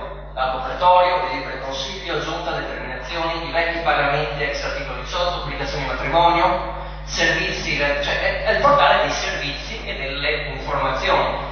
Se noi andiamo, come dicevo prima, alle determinazioni dei dirigenti, qui vedete connessione all'archivio in corso, quindi si sta collegando all'archivio delle determinazioni del comune. L'ultimo è pubblicato il 13 luglio, quindi ieri, e riguarda la messa a sicurezza idraulica e qualificazione delle viabilità della macroisola da tale approvazione tra comune e Veritas. Direzione dice qual è la direzione competente, quindi avete il riferimento. Se noi clicchiamo sopra a questo atto ci dice cosa? Qual è l'anno di riferimento, il numero dell'atto, l'oggetto, la data, direzione e vi dà l'allegato cosa alla determinazione completa. Ci sia, ok?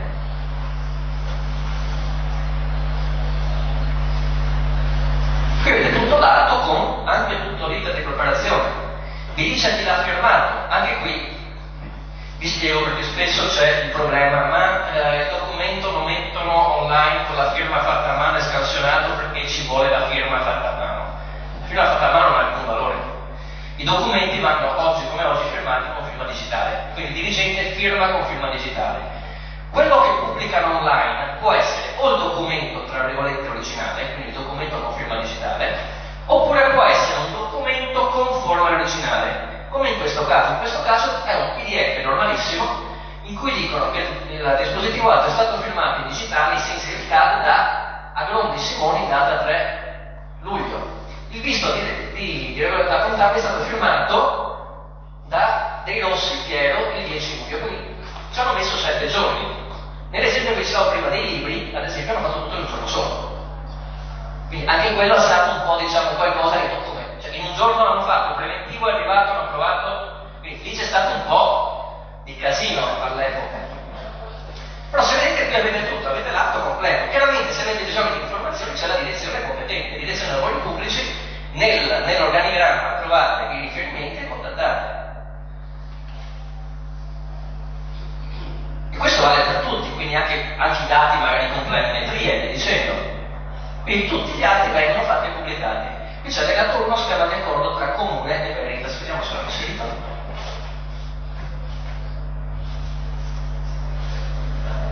C'è, completo, c'è anche lo schema d'accordo. Sono stati bravi. Ma c'è un concetto di base. Se vi ricordate nell'articolo del controllo diffuso, quando hai molti cittadini che guardano le cose come si fa vedendo. Cioè quando c'è anche il riflettore, come ripeto, dei giornalisti che sanno che il giornalista va a controllare, o il cittadino, l'associazione, il movimento politico. Ricordo all'epoca, 2012 pare, ci iniziamo a muovere il Movimento 5 Stelle, cose varie, abbiamo fatto una festa a Mestre, da quelle parti lì, c'era Davide Scano, che non è mio parente, infatti a Venezia era candidato a sindaco, pensavano fossi io, no, non c'entro nulla, non siamo parenti né niente, e ha chiamato dicendo, ma ho visto che fai queste cose della trasparenza, ce le puoi spiegare? Loro non erano ancora presenti come consiglieri praticamente da nessuna parte, forse non un consigliere, no, alcuni Venezia che erano uno mi pare. E poi si è dimesso, è inventato Procella, mi pare. E cosa è successo? Io ho fatto una loro festa in cambio di 2 salsicce polenta, come sono andato lì, poi passo vengo, e ho fatto una presentazione un po' più corposa di questa sul 33, sul diritti digitali, la PEC, firma digitale. Il giorno dopo hanno iniziato come movimento a fare gli SS civici in tutti i vari comuni. Hanno pungolato le amministrazioni a pubblicare, chiaramente loro con scopo politico. Però il concetto del 33 lo può usare chiunque, lo può usare il politico che vuole rompere le scatole, lo può usare il politico dell'opposizione mandando un'associazione magari o un cittadino a rompere le scatole anziché farlo lui. Chiunque lo può fare, anche ripeto il cittadino da fuori. L'esempio di Napoli non pubblicava i dati, io potevo qui da Venezia dire voglio l'elenco dei dati. Loro non potevano dire no, non sei napoletano, non te ne frega nulla. La forza del 33 è questa. Infatti, Benedetto Ponti, che all'epoca è stato uno degli autori del 33, mi ha detto, ma se riuscite a far passare gran parte di quello che volevamo, perché il 33 era ancora più forte, volevano farlo ancora più forte. Perché il bello è stato perché era un decreto decreto legislativo, quindi su delega fatta da una legge dello Stato. Lo Stato delegava a fare il decreto, quindi rispetto alla legge dello Stato le mani erano più libere. Altri articoli che non vi ho riportato qui, c'è l'articolo, quello specifico per i gruppi consigliari, che sono obbligati a pubblicare i rendiconti delle spese. Se non li pubblicano, nell'ambito del semestre successivo viene tagliato il contributo del 50%. Questo perché? Perché quello è quel famoso articolo SUB, l'hanno chiamato, a seguito di, come si chiamava sì, che sarà preso il SUB con i fondi del gruppo sul partito. Come ripeto, quello degli alloggi l'hanno fatto perché c'era l'assegnazione di alloggi in modo allegro. Quindi vedete che in questo caso il comune ha pubblicato tutto ciò da pubblicare. Vediamo le delibere di giunta. Ecco, uno dei problemi che c'è, se vedete, qui siamo con alcune che mancano, se vedete, con la progressività. Ne mancano alcune. Quindi sarebbe da capire perché mancano. Forse magari non le hanno ancora prodotte, cioè sono pronte ma non le hanno ancora archivate definitivamente. Se noi torniamo, non dovrebbe essere, ma vi faccio vedere, se andiamo alle delibere di giunta, uno dei problemi che c'era, adesso l'hanno un po' sistemato, 37, 36, 35, 33, ecco. Uno dei problemi che c'era nelle delibere di giunta, nella gestione precedente, è che si passava magari dalla delibera 237, saltavi e passavi alla 242. Le altre le pubblicavano successivamente, perché le pubblicavano poi. E in alcuni casi perché dicevano c'erano problemi tecnici. Poi le scuse per non fare le cose si trovano sempre. Tipo il piano regolatore, il file è troppo pesante, non si può pubblicare, siamo nel 2015, cioè non ci sono problemi di spazio web o di caricamento nei siti web. Quindi anche lì eventualmente una delle attività che si può fare è convolare perché manca questa determinazione. Darmi quantomeno indicazioni, visto che non prende 33, di cosa contiene quella determinazione, sapendo che finché non viene pubblicata non c'è l'esposizione dei 15 giorni previsti per legge, quindi non ha nemmeno efficacia. Quindi se è una determinazione che pago qualcuno, devo stare attento, perché visto che c'è tempo 15 giorni per eventualmente impugnarla, se io pago qualcuno, non la pubblico e poi me la impugnano, diventa un casino, perché io posso impugnarla finché non viene pubblicata. Se me la pubblicano, vado in ferie e la pubblico quando torno a settembre. Io da quando pubblicano ho 15 giorni di tempo per impugnarla. Quindi è per quello che si sta automatizzando tutto, è per quello che, come vi dicevo prima, con altre normative stiamo obbligando a fare le cose fatte come si deve. Una delle modifiche che abbiamo fatto lo scorso anno con la legge 66 del 2014 è stato il discorso del registro unico delle fatture. Che significa? Che una volta le pubbliche amministrazioni ogni direzione poteva farsi sul registro delle fatture. Quindi immaginate a livello contabile di casino. Registro unico significa che con uno schema ben specifico vanno protocollate, archiviate, e è scritto chiaramente che se non vengono catalogate in questo elenco non possono essere pagate. Lo step successivo, quello che si sta cercando di fare, è di accentrare a livello informatico gran parte delle funzioni, perché se io Stato devo monitorare e controllare, devo avere i dati presto. All'epoca mi hanno quasi linciato, nel 2012, infatti non avevo rispetto alla vita quella, in cabina di regia del governo Monti, quando ho detto, beh, c'è il problema della gestione della contabilità delle ASL, perché se voi, non so se lo sapete, le ASL, fino a poco tempo fa, perché adesso stanno un po' tamponando, ogni ASL può farsi il bilancio come vuole, dal digitale al cartaceo all'orale. Non è una battuta all'orale, perché sono state delle ASL di alcune regioni dove a controlli della finanza era uscito che ci non li abbiamo ancora fatti perché deve ancora dirmi a voce qual è il dato che devo inserire, cioè, per farvi capire come siamo. Poi è chiaro che il problema qual è? Il problema di controllo della spesa. Se io vengo a sapere dopo un anno e mezzo che Carlo Felice mi ha speso 10 euro per una siringa rispetto a un'altra regione che la stessa siringa la compra €1, ormai l'ha comprata, l'ha usata, cosa posso fare? È un po' il concetto delle ricette digitale, cioè c'è stato un boicottaggio, ma non perché non funzionasse il sistema, perché le prime sperimentazioni che abbiamo fatto che erano nel 2006, il classico concetto: io vado dal mio medico col suo computer mi fa un'impegnativa in tempo reale, mi prenota lui la visita, o in tempo reale alla farmacia più vicina mi blocca il farmaco. Cioè non è fantascienza, tecnicamente è tutto pronto per farlo. Il problema è la resistenza a tutti i giri particolari, perché se io archivio immediatamente la spesa del farmaco, non posso fare il giochino che fanno spesso i medici o in farmacia: porto la ricetta 2 o 3 volte. Cioè, si va a scatenare un uso non corretto. È un po' quello che adesso sta facendo il governo, che si stanno incazzando con tutti, il discorso del buoni pasto. Non so se avete sentito. Buoni pasto è un rimborso per il buon pasto. Va usato per il pasto, non va accumulato per fare la spesa settimanale. Infatti verrà trasformato in digitale, verranno caricati in una schedina e dovranno essere utilizzati al massimo una volta. Verrà fuori un casino, perché ma come, io mi facevo la spesa per una settimana, ma non è nato per quello il buono pasto.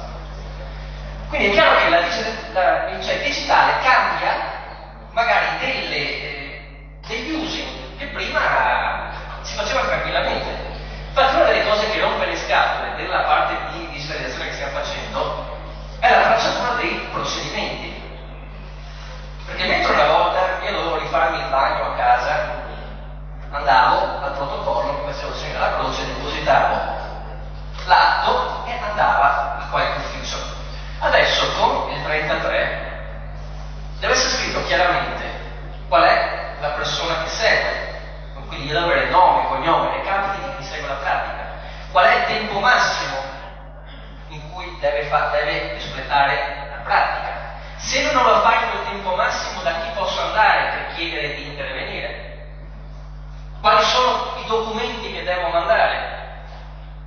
Come posso tracciarlo online? Perché sono amministrazioni che cominciano a fare la tracciatura anche online. Moltissimi, anche piccoli comuni, con i fornitori, c'è la tracciatura dei pagamenti online. Cioè io carico la fattura, do il mio IBAN, le mie cose, adesso non più perché c'è la fattura elettronica che arriva in automatico, altra cosa che ha sconvolto le amministrazioni, che però per noi fornitori è comodissima.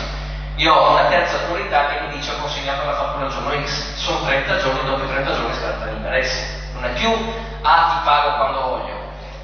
Cioè cambia le cose. Si responsabilizza. Stessa cosa vale per i procedimenti. Il digitale crea quel problema. Non è più aspetta la carta, ce l'avevo qua, quando è che l'ho passata a lui? Ieri, l'altro ieri, no. Si passa il file, si traccia. Quindi anche nel vostro lavoro, se succedono poi casini con gare e via dicendo, potete chiedere la tracciatura. Ma come? In quell'ufficio è rimasto 6 mesi, poi è passato e via dicendo.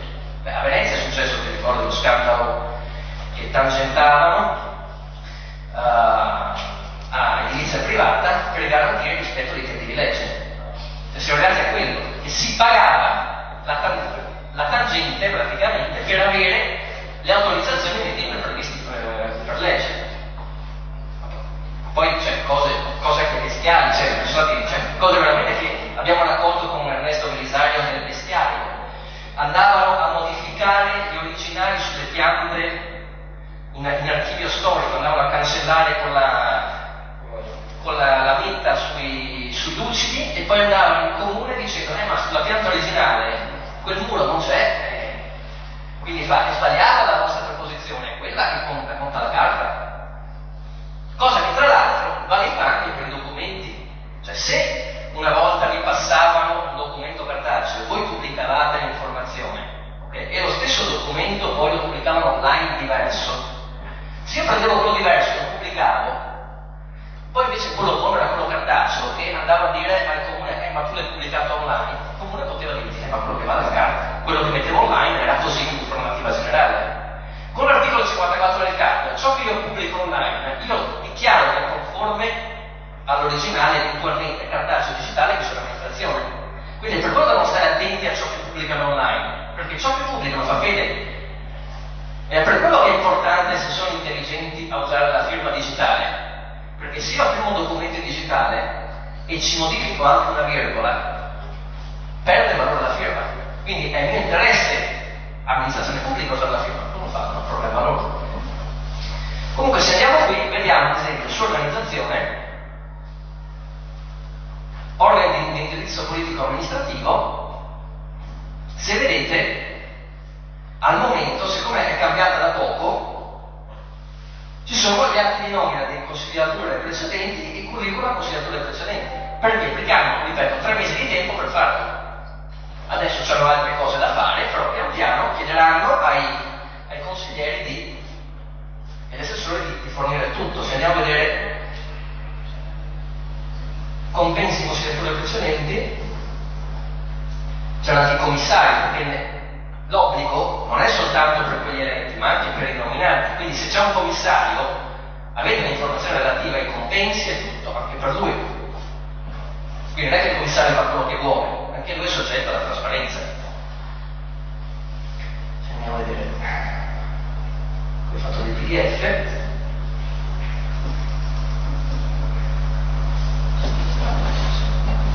Qui vedete avete gli importi, di cui solamente uno in questo caso c'è il ricorso spese viaggi nel 2014, che era Zecchi, lo Zecchi.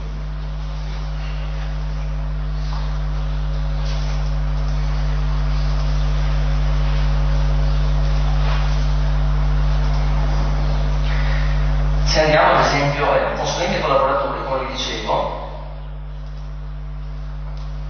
la tabella con consulenti come oggetto durata,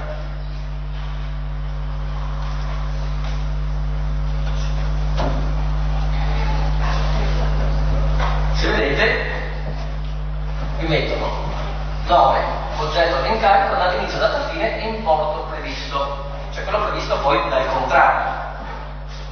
Quindi avete tutta una serie di informazioni. Ad esempio questo qui, a questo studio di ingegneria, incarico di analisi di critica del dissesto geometrico del ponte di Rialto, ha iniziato il 27 settembre, non è ancora indicata la fine, e gli danno un compenso previsto di 21.700 euro. Il definitivo probabilmente verrà messo una volta che è terminata l'attività, quindi vuol dire che il suo incarico, tra l'altro c'è un incarico che dovrebbe prevedere una fine, non è indicato perché non si sa teoricamente quanto tempo ci mette, però se questi sono incarichi del 2013 dovrebbero essere già quantomeno conclusi. Sì, ma trovate di quelle cose ogni tanto che sono molto carine.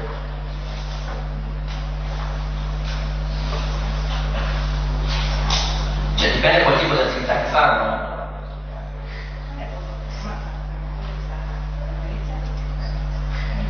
Se andiamo qui ci si diverte di più solitamente. Sovvenzioni, contributi, sussidi, vantaggi economici, atti di concessione,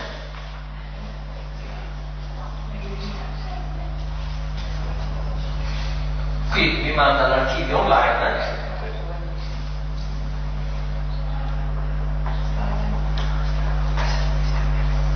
Vabbè, perfetto, non si attacca l'archivio. Andiamo sull'albo dei beneficiari a questo punto, e se notate è fermo al 2013, quindi manca quello del 2014. Loro qui hanno, quindi ad esempio, i contributi all'affitto, cioè sia le persone a cui danno i contributi per l'affitto e l'importo. Loro mettono i nomi e i cognomi. Perché il concetto qual è? Questi sono contributi che probabilmente la tipologia di calcolo per l'assegnazione non fa capire qual è l'effettivo reddito, perché il problema qual è? Il problema è quello dell'OGR, dove l'affitto viene calcolato secondo il reddito. Qui probabilmente il calcolo è diverso, è legato al tipo di immobile, all'entità dell'affitto e al reddito. Però è corretto perché effettivamente, cioè, in questo caso è una persona che chiede un ausilio e si capisce qual è l'ausilio che viene dato. Bando Bersani, questi sono ad esempio quelli relativi alle nuove aziende, alle aziende che vogliono espandersi, quindi anche qua si può vedere quali sono gli importi che vengono dati e poi magari approfondire perché questo è dato 565 euro, un altro 50.000. può essere che il tipo di progetto effettivamente preveda più contributi. E poi c'è quello dove ci si diverte solitamente, che sono, vabbè, no, questa è la legge speciale, quindi per i restauri, in questo caso qui. Ma poi ci sono quelli, vediamo, restauri e conti interessi, alle associazioni. E che poi si va a vedere, capito? Ci sono parecchi casi particolari. Anche qui poi avrebbe capito ogni singolo caso perché viene dato. Cioè, ad esempio qui c'è questa associazione culturale Taciturno e insomma a cui vengono dati 24.000 rispetto ad altre che danno di più, magari fa attività particolari, però bisognerebbe capire perché danno questa tipologia di. Se voi non vedete nulla chiaramente, è per la privacy del resto.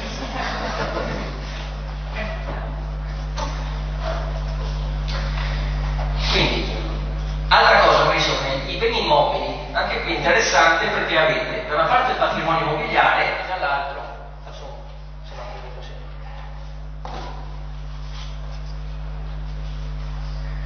qui ad esempio il comune vi suddivide in immobili di residenza pubblica, uso abitativo e altri immobili a uso diverso dalla residenza, quindi i negozi magari. Se andiamo a prendere questo, vediamo.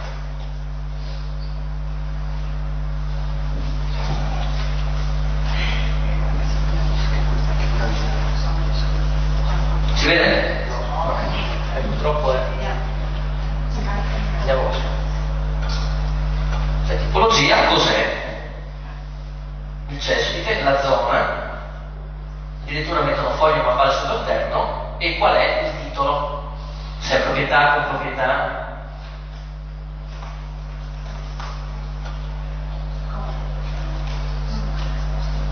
Quello che interessa di più è dove sono gli canoni di locazione affitto.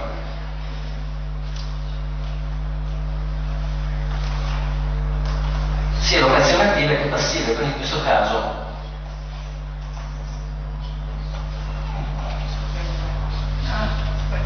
qui sono ad esempio c'è l'agenzia del demanio che a uso ufficio pregiudiziario fa pagare 25 euro alcuni uffici, quindi questo è interessante per vedere effettivamente.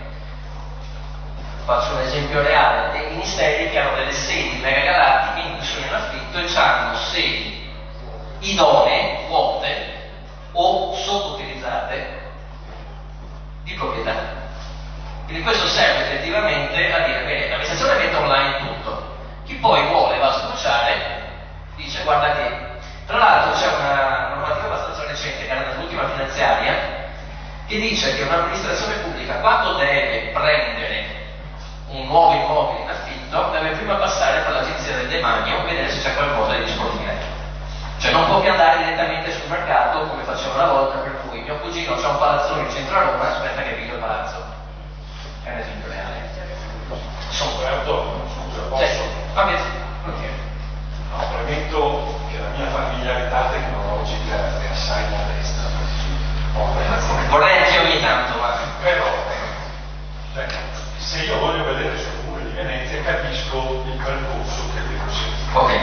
Se io voglio vedere però tutti i beni pubblici nel Comune di Venezia, quello che dicevi prima, per cui chi avranno di proprietà le OSL, il Comune, la provincia, la regione. Purtroppo devi fare ogni singola amministrazione. Devo entrare in ogni singola amministrazione. Al momento sì.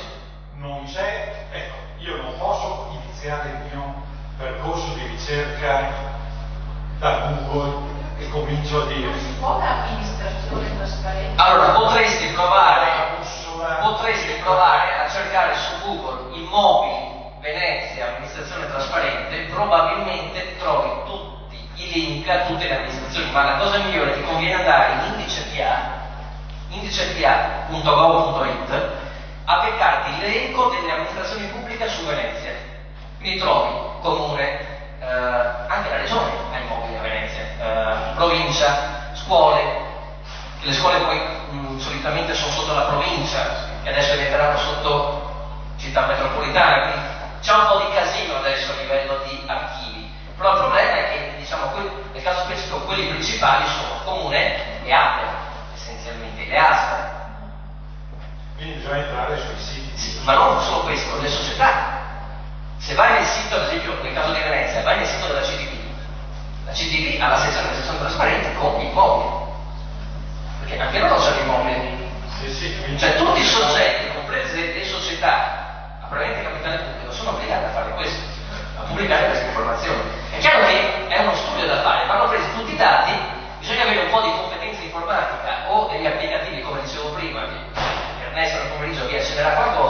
per cui si prendono questi dati e vengono fatte lavorazioni.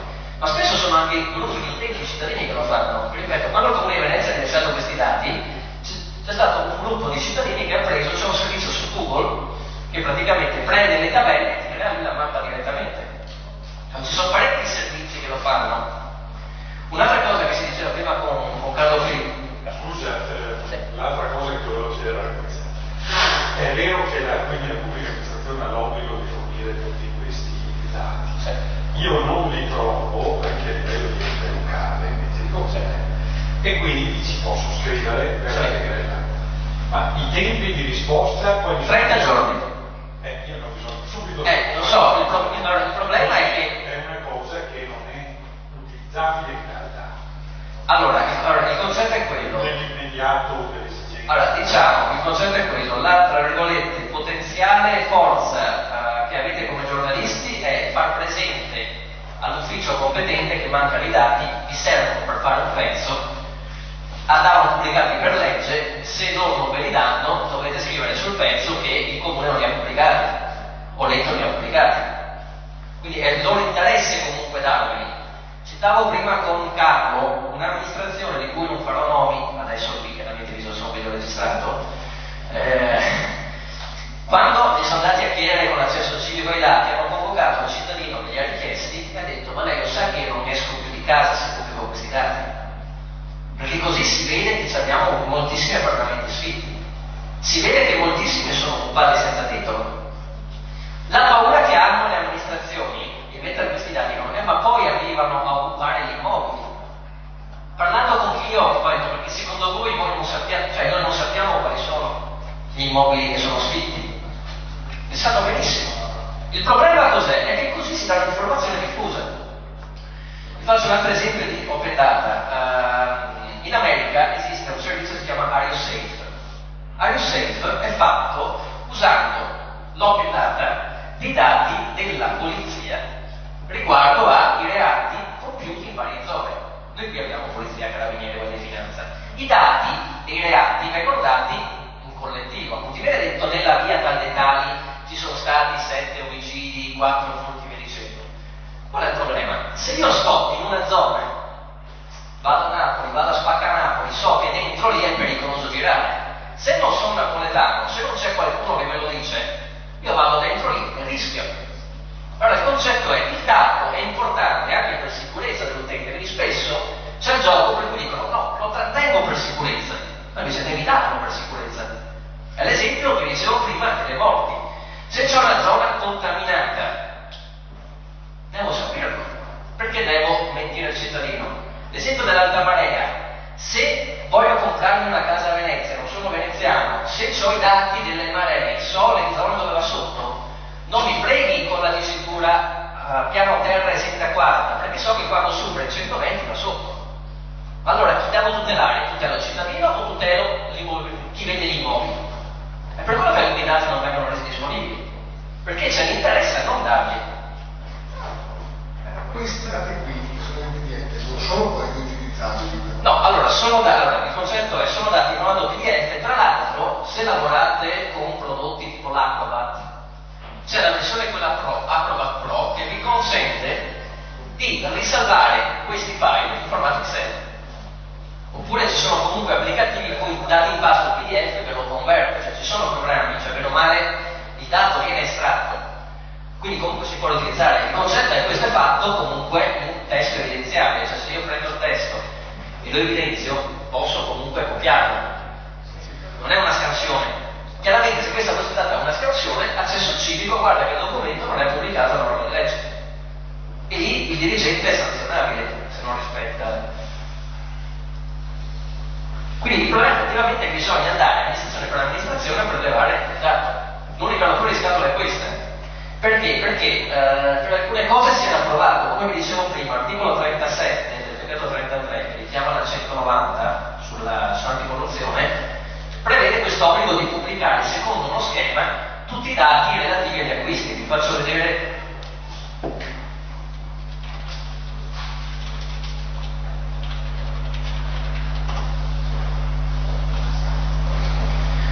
Questo è prima, un file di dati che contiene tutti gli acquisti dell'Aper di Venezia del 2014. Se io clicco uno di questi, mi dà un formato che voi avete un po' di difficoltà magari estranellato, però è XML, è una specifica che abbiamo fatto nel consorzio W3C, nel consorzio che si fa di standard per il web, nel 98, quindi abbastanza vecchia. C'è una voce aperta e una voce chiusa e dà dei valori, in questo caso l'ente che pubblica, e dà una serie di informazioni secondo uno schema che stabilisce l'autorità. Il CIG è il valore che ogni amministrazione ha unico per identificare un acquisto. Quindi spesso trovate dentro le determinazioni CIG tante e tali quello che aiuta a tracciare tutta la vita dell'acquisto. E poi vi dà una serie di informazioni: qual è l'oggetto, come hanno acquistato il prodotto, chi ha partecipato alla gara, chi ha vinto la gara. Quindi qua hanno fatto una negoziata, significa diretta praticamente, si è presentato questo, si è aggiudicato per 269.612, devono firmarlo entro il 30 giugno del 2015, attualmente non ne hanno ancora pagati. Quindi questo vi dà, per ogni operazione che viene fatta dentro l'amministrazione, vi dà una serie di dati. È chiaro che con un applicativo, cioè, basta cercare in rete elaborazione dati a VCP, tanto per dirne uno, potete estrarre questi dati, venire in tabella in un formato Excel, e via dicendo, potete fare tutte le elaborazioni che volete. Quindi potete dire, l'Ater, ad esempio, nel 2014 ha speso molto di più in manutenzione, vuol dire che sta sistemando le case, oppure ha ridotto le spese di manutenzione. Allora lì si va a intervistare gli inquilini, c'ho problemi, non mi cambiano le caldaie. Cioè, dipende qual è il tipo di attività che volete fare. Anche qui, su questi, tutti pubblicano questi dati. Cioè, mentre per gli alloggi alcuni imponevano resistenza, l'Ater stesso di Venezia fino a poco fa non li pubblicava, adesso ha iniziato a pubblicarli, su questi c'hanno l'obbligo, perché l'autorità anticorruzione automaticamente lancia un software. Se non esistono questi dati, se non sono fatti in modo conforme, prende il dato e lo gira dalla Corte dei Conti, perché come dicevo prima, il CIG, quei numeretti CIG li assegna proprio l'autorità alle amministrazioni. Quindi ogni amministrazione si prende questi pacchetti per fare gli acquisti. A fine anno l'autorità cosa dice? Bene, lancio il programmino, verifico, li hai usati tutti? Sì? Ok, se li hai usati tutti in modo corretto non ti faccio nulla. Se vedo che mancano dei dati, ti chiedo prima perché non li hai usati, dice magari non ho ancora fatto la gara. Se non mi rispondi in modo adeguato, prendo atto alla Corte dei Conti la verifica che non hai pubblicato come devi pubblicare se si legge. Quindi ripeto, questa norma aiuta proprio anche voi, perché vi dà il dato in tempo reale alla fine. Questo è l'unico caso in cui hanno dato degli schemi fatti come si deve, perché un'incavolatura, una sorpresa col Dipartimento col Ministro Madia, nello specifico, perché hanno fatto lo schema di come fare i bilanci, ma l'hanno fatto su carta. Cioè come vanno fatti su carta, perché se stiamo parlando di digitale devono farli quantomeno in questo formato XML. Per altre cose non li hanno fatti. Difatti il concetto degli alloggi che diceva lei, giustamente, io quello che auspico è, come già avviene per le consulenze, apro e chiudo perché non l'ho detto, per le consulenze tutte le pubbliche amministrazioni, oltre a pubblicarle dentro i loro siti, sono obbligate entro 15 giorni da quando le assegnano a comunicare al Dipartimento Funzione Pubblica. C'è un software, devono caricarlo online. Questo perché? Perché la funzione pubblica vuole avere in tempo quasi reale quanto spendono le PA, le consulenze. Una delle cose che si sta puntando è avere per tutti questi dati utili alla collettività, avere un archivio unico dove caricarli. Quindi si auspica anche l'elenco degli immobili, avere un qualcosa di unico per caricarli. Anche per consentire di fare il raffronto, il dialogo tra i dati delle amministrazioni.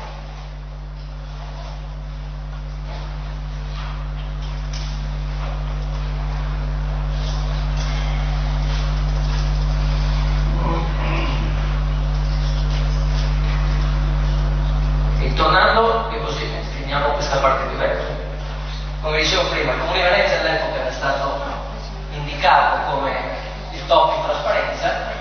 Una delle cose interessanti, di cui poi Ernesto anche vi parlerà, è questo, è il portale dati.gov.it. Dati.gov.it, questa è la veste grafica vecchia, adesso l'abbiamo appena terminata la versione nuova in agenzia del governo, è un po' più carino, contiene tutta una serie di basi dati rilasciate dalle amministrazioni pubbliche. Il problema però poi qual è? Che come sempre esiste il portale nazionale, però poi ogni regione fa quello che vuole.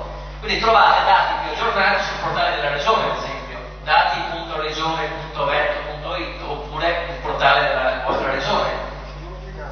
Non sono obbligati a caricare i dati. Poi ci sono i comuni, quelli più grandi come Venezia, che si fanno il suo portale, dati.venezia.it. Ci sono altre amministrazioni che rilasciano i dati ma non li caricano dentro questi portali, perché il solito concetto, non c'è una legge che li obbliga a farlo. Questo è tutto italiano, perché come vi dicevo prima, il CAD del 2005 dice che il cittadino ha diritto di usare la posta elettronica per dialogare con la pubblica amministrazione. Quando lo racconta ai colleghi stranieri fa: prima avevate una legge che vi autorizzava a usare il telefono o il fax? No, veramente abbiamo fatto una legge avanza fax pure. Cioè abbiamo dovuto fare una legge che dice non dovete usare il fax. Quindi questo vi fa capire qual è il rapporto che ha il dipendente della PA con la tecnologia.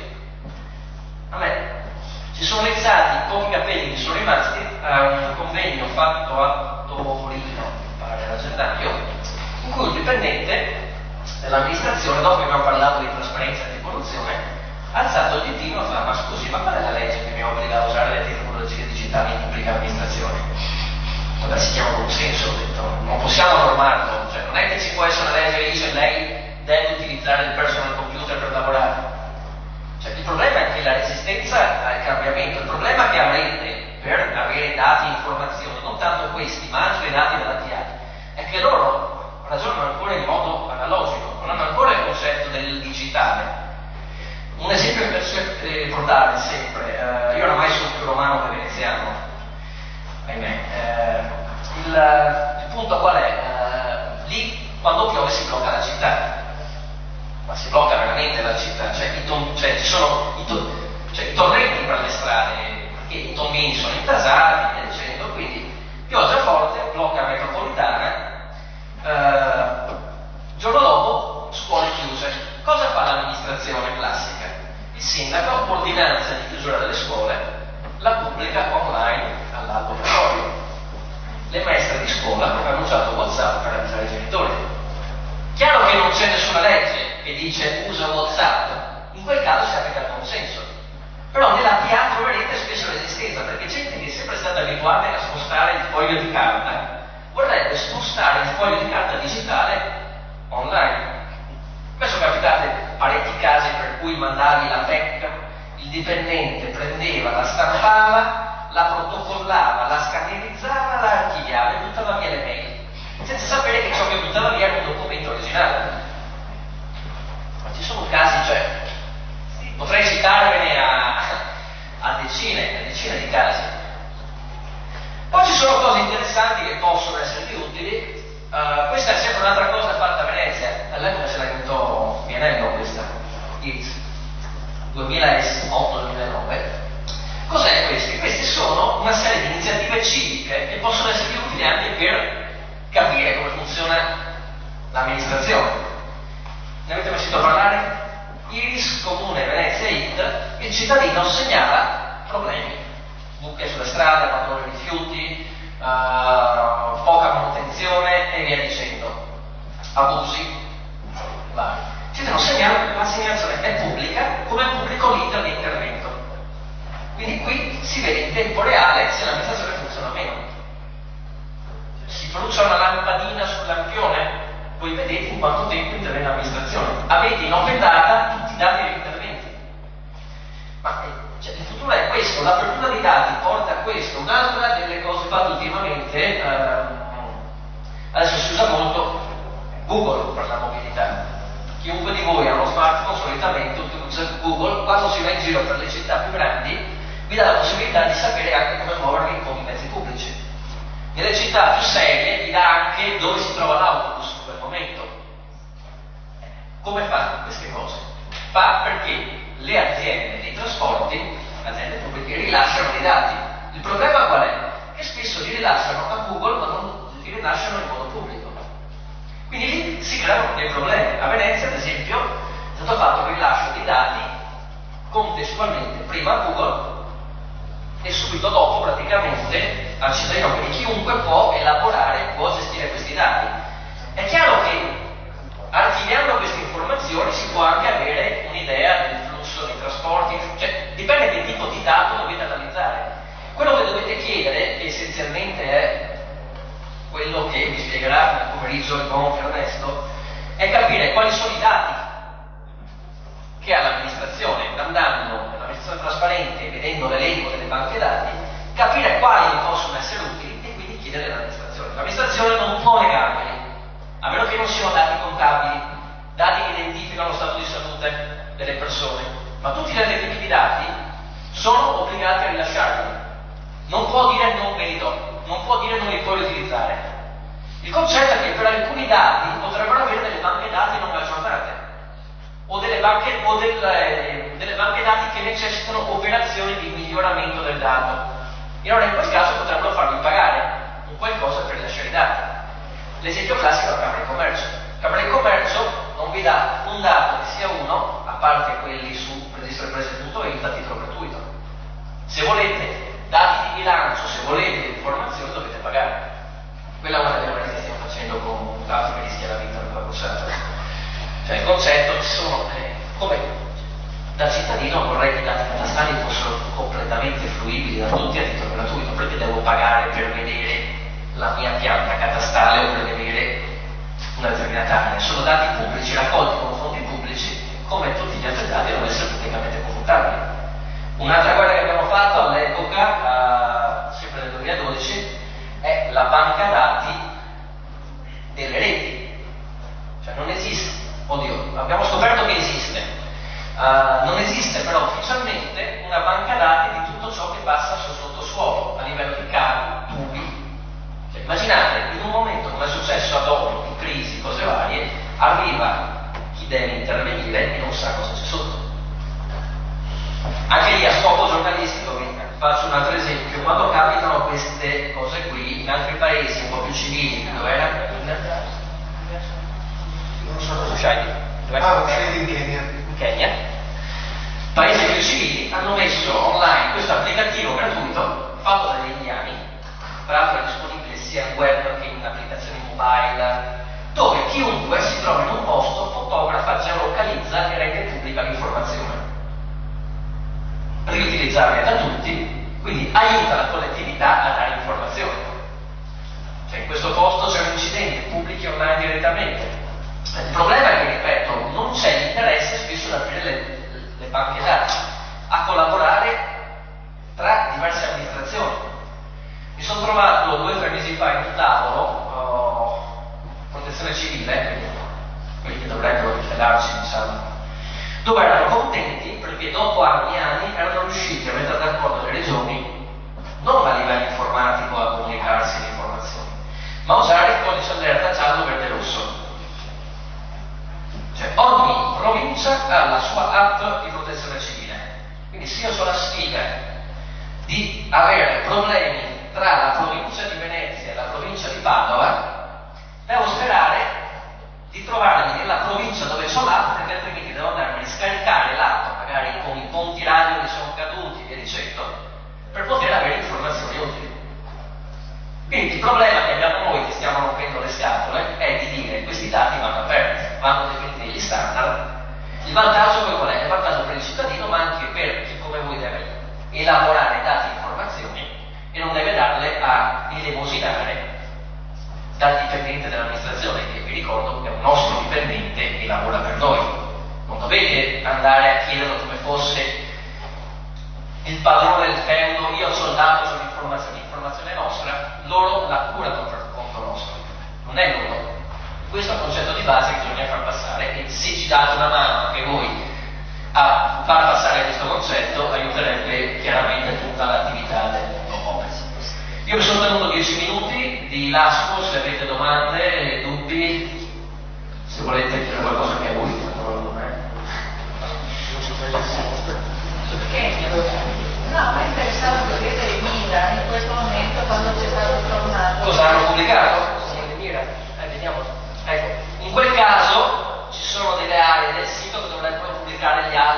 aggiornamenti.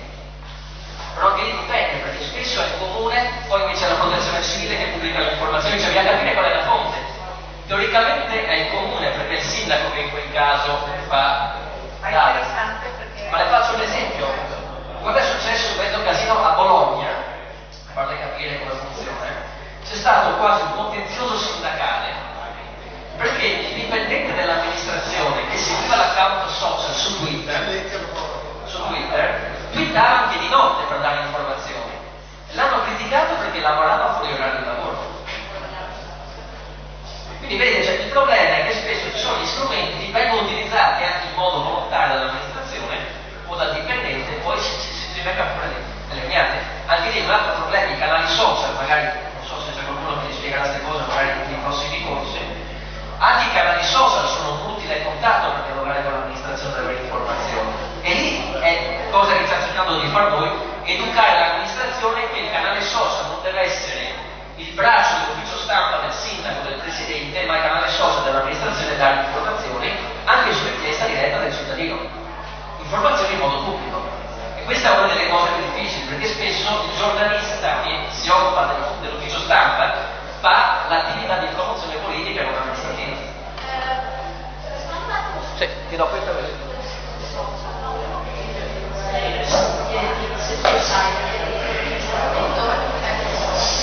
Un comune può aprire la pagina Facebook? Perché no, te lo chiedo perché il segretario comunale di un comune che io non so, mi ha detto che la legge non è possibile. Allora, ha chiesto se un comune può avere una pagina su Facebook perché un segretario comunale, non mi dici il nome in privato, ha detto che non è possibile per lei avere la pagina su Facebook. Allora, per rispondere, se vuoi, nel sito della funzione pubblica, allora, funzione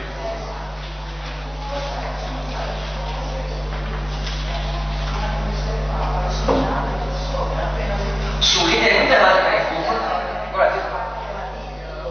guarda, su linee guida Vademecum, vai qui, ti scarichi Vademecum via social media, visto che magari un po' indietro a livello digitale questo segretario, me lo stampi su carta, me lo porti, li fai vedere che i social si possono usare, c'è una guida che spiega come farlo. Dove sei andato? Allora, funzionepubblica.gov.it, in basso a sinistra trovate un link che è linee guida Vademecum, vi porta a questa pagina dove trovate il manuale che ha i social media, tra l'altro del 2011, quindi nemmeno recentissimo, quindi non può dire che è qualcosa di nuovo. Tra l'altro qui ci hanno lavorato tutti Google, la Napolitano, cioè ci hanno lavorato persone che lavorano nella PA e lavorano nei social. Il problema qual è? Che spesso lo usano come canale monodirezionale, come fosse comunicato stampa. Io scrivo questo, non ti rispondo. Quello che non capiscono è che una volta che aprono il canale, se tu interagisci, se non hanno fatto una policy specifica, come spiega il manuale, per cui dicono questo canale è monodirezionale, quindi io do informazioni, per contatti devi contattare l'amministrazione, per default è un canale bidirezionale, quindi se io chiedo un'informazione e non mi rispondono, è un discreto d'ufficio, perché è un canale effettivo, è come se non mi rispondesse al telefono. La cosa stupefacente è che debba esistere una norma che li obbliga ad averli, voglio dire. Ma questo allora, comunque quando mi dicono che è per legge, fatemi dare un riferimento alla legge che vieta l'uso dei social. Il concetto è un altro, ci sono parecchie amministrazioni che bloccano l'uso di questi social all'interno della rete dell'amministrazione. Poi sono casi eclatanti che ad esempio bloccano Facebook e YouTube e YouPorn è aperto. Quindi c'è gente che va su YouPorn però non posso andare su YouTube. Quindi il problema è regolamentare, quindi presenziare su Facebook, partecipare su Facebook, avendo però le risorse umane all'interno dell'amministrazione, il classico social media manager che ha la competenza per interagire. Cioè evitare alcuni orrori che spesso capitano, per cui si pubblica qualcosa, arriva qualcuno a commentare, il social media del comune cancella o risponde malmodo. Cioè va educata la persona che interagisce all'uso dello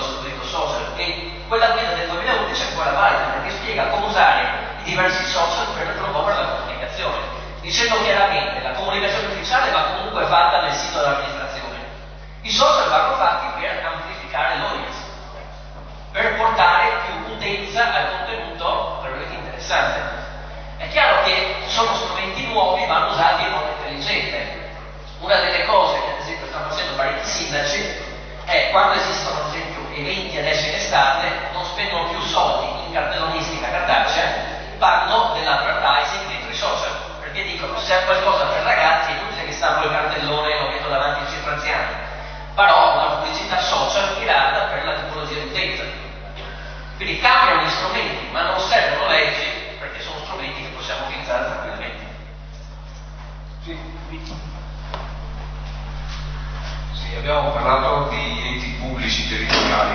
Mi chiedevo, c'è la possibilità di avere qualche notizia consultando i siti, non so, questura, prefettura, tribunale, guardia finanza?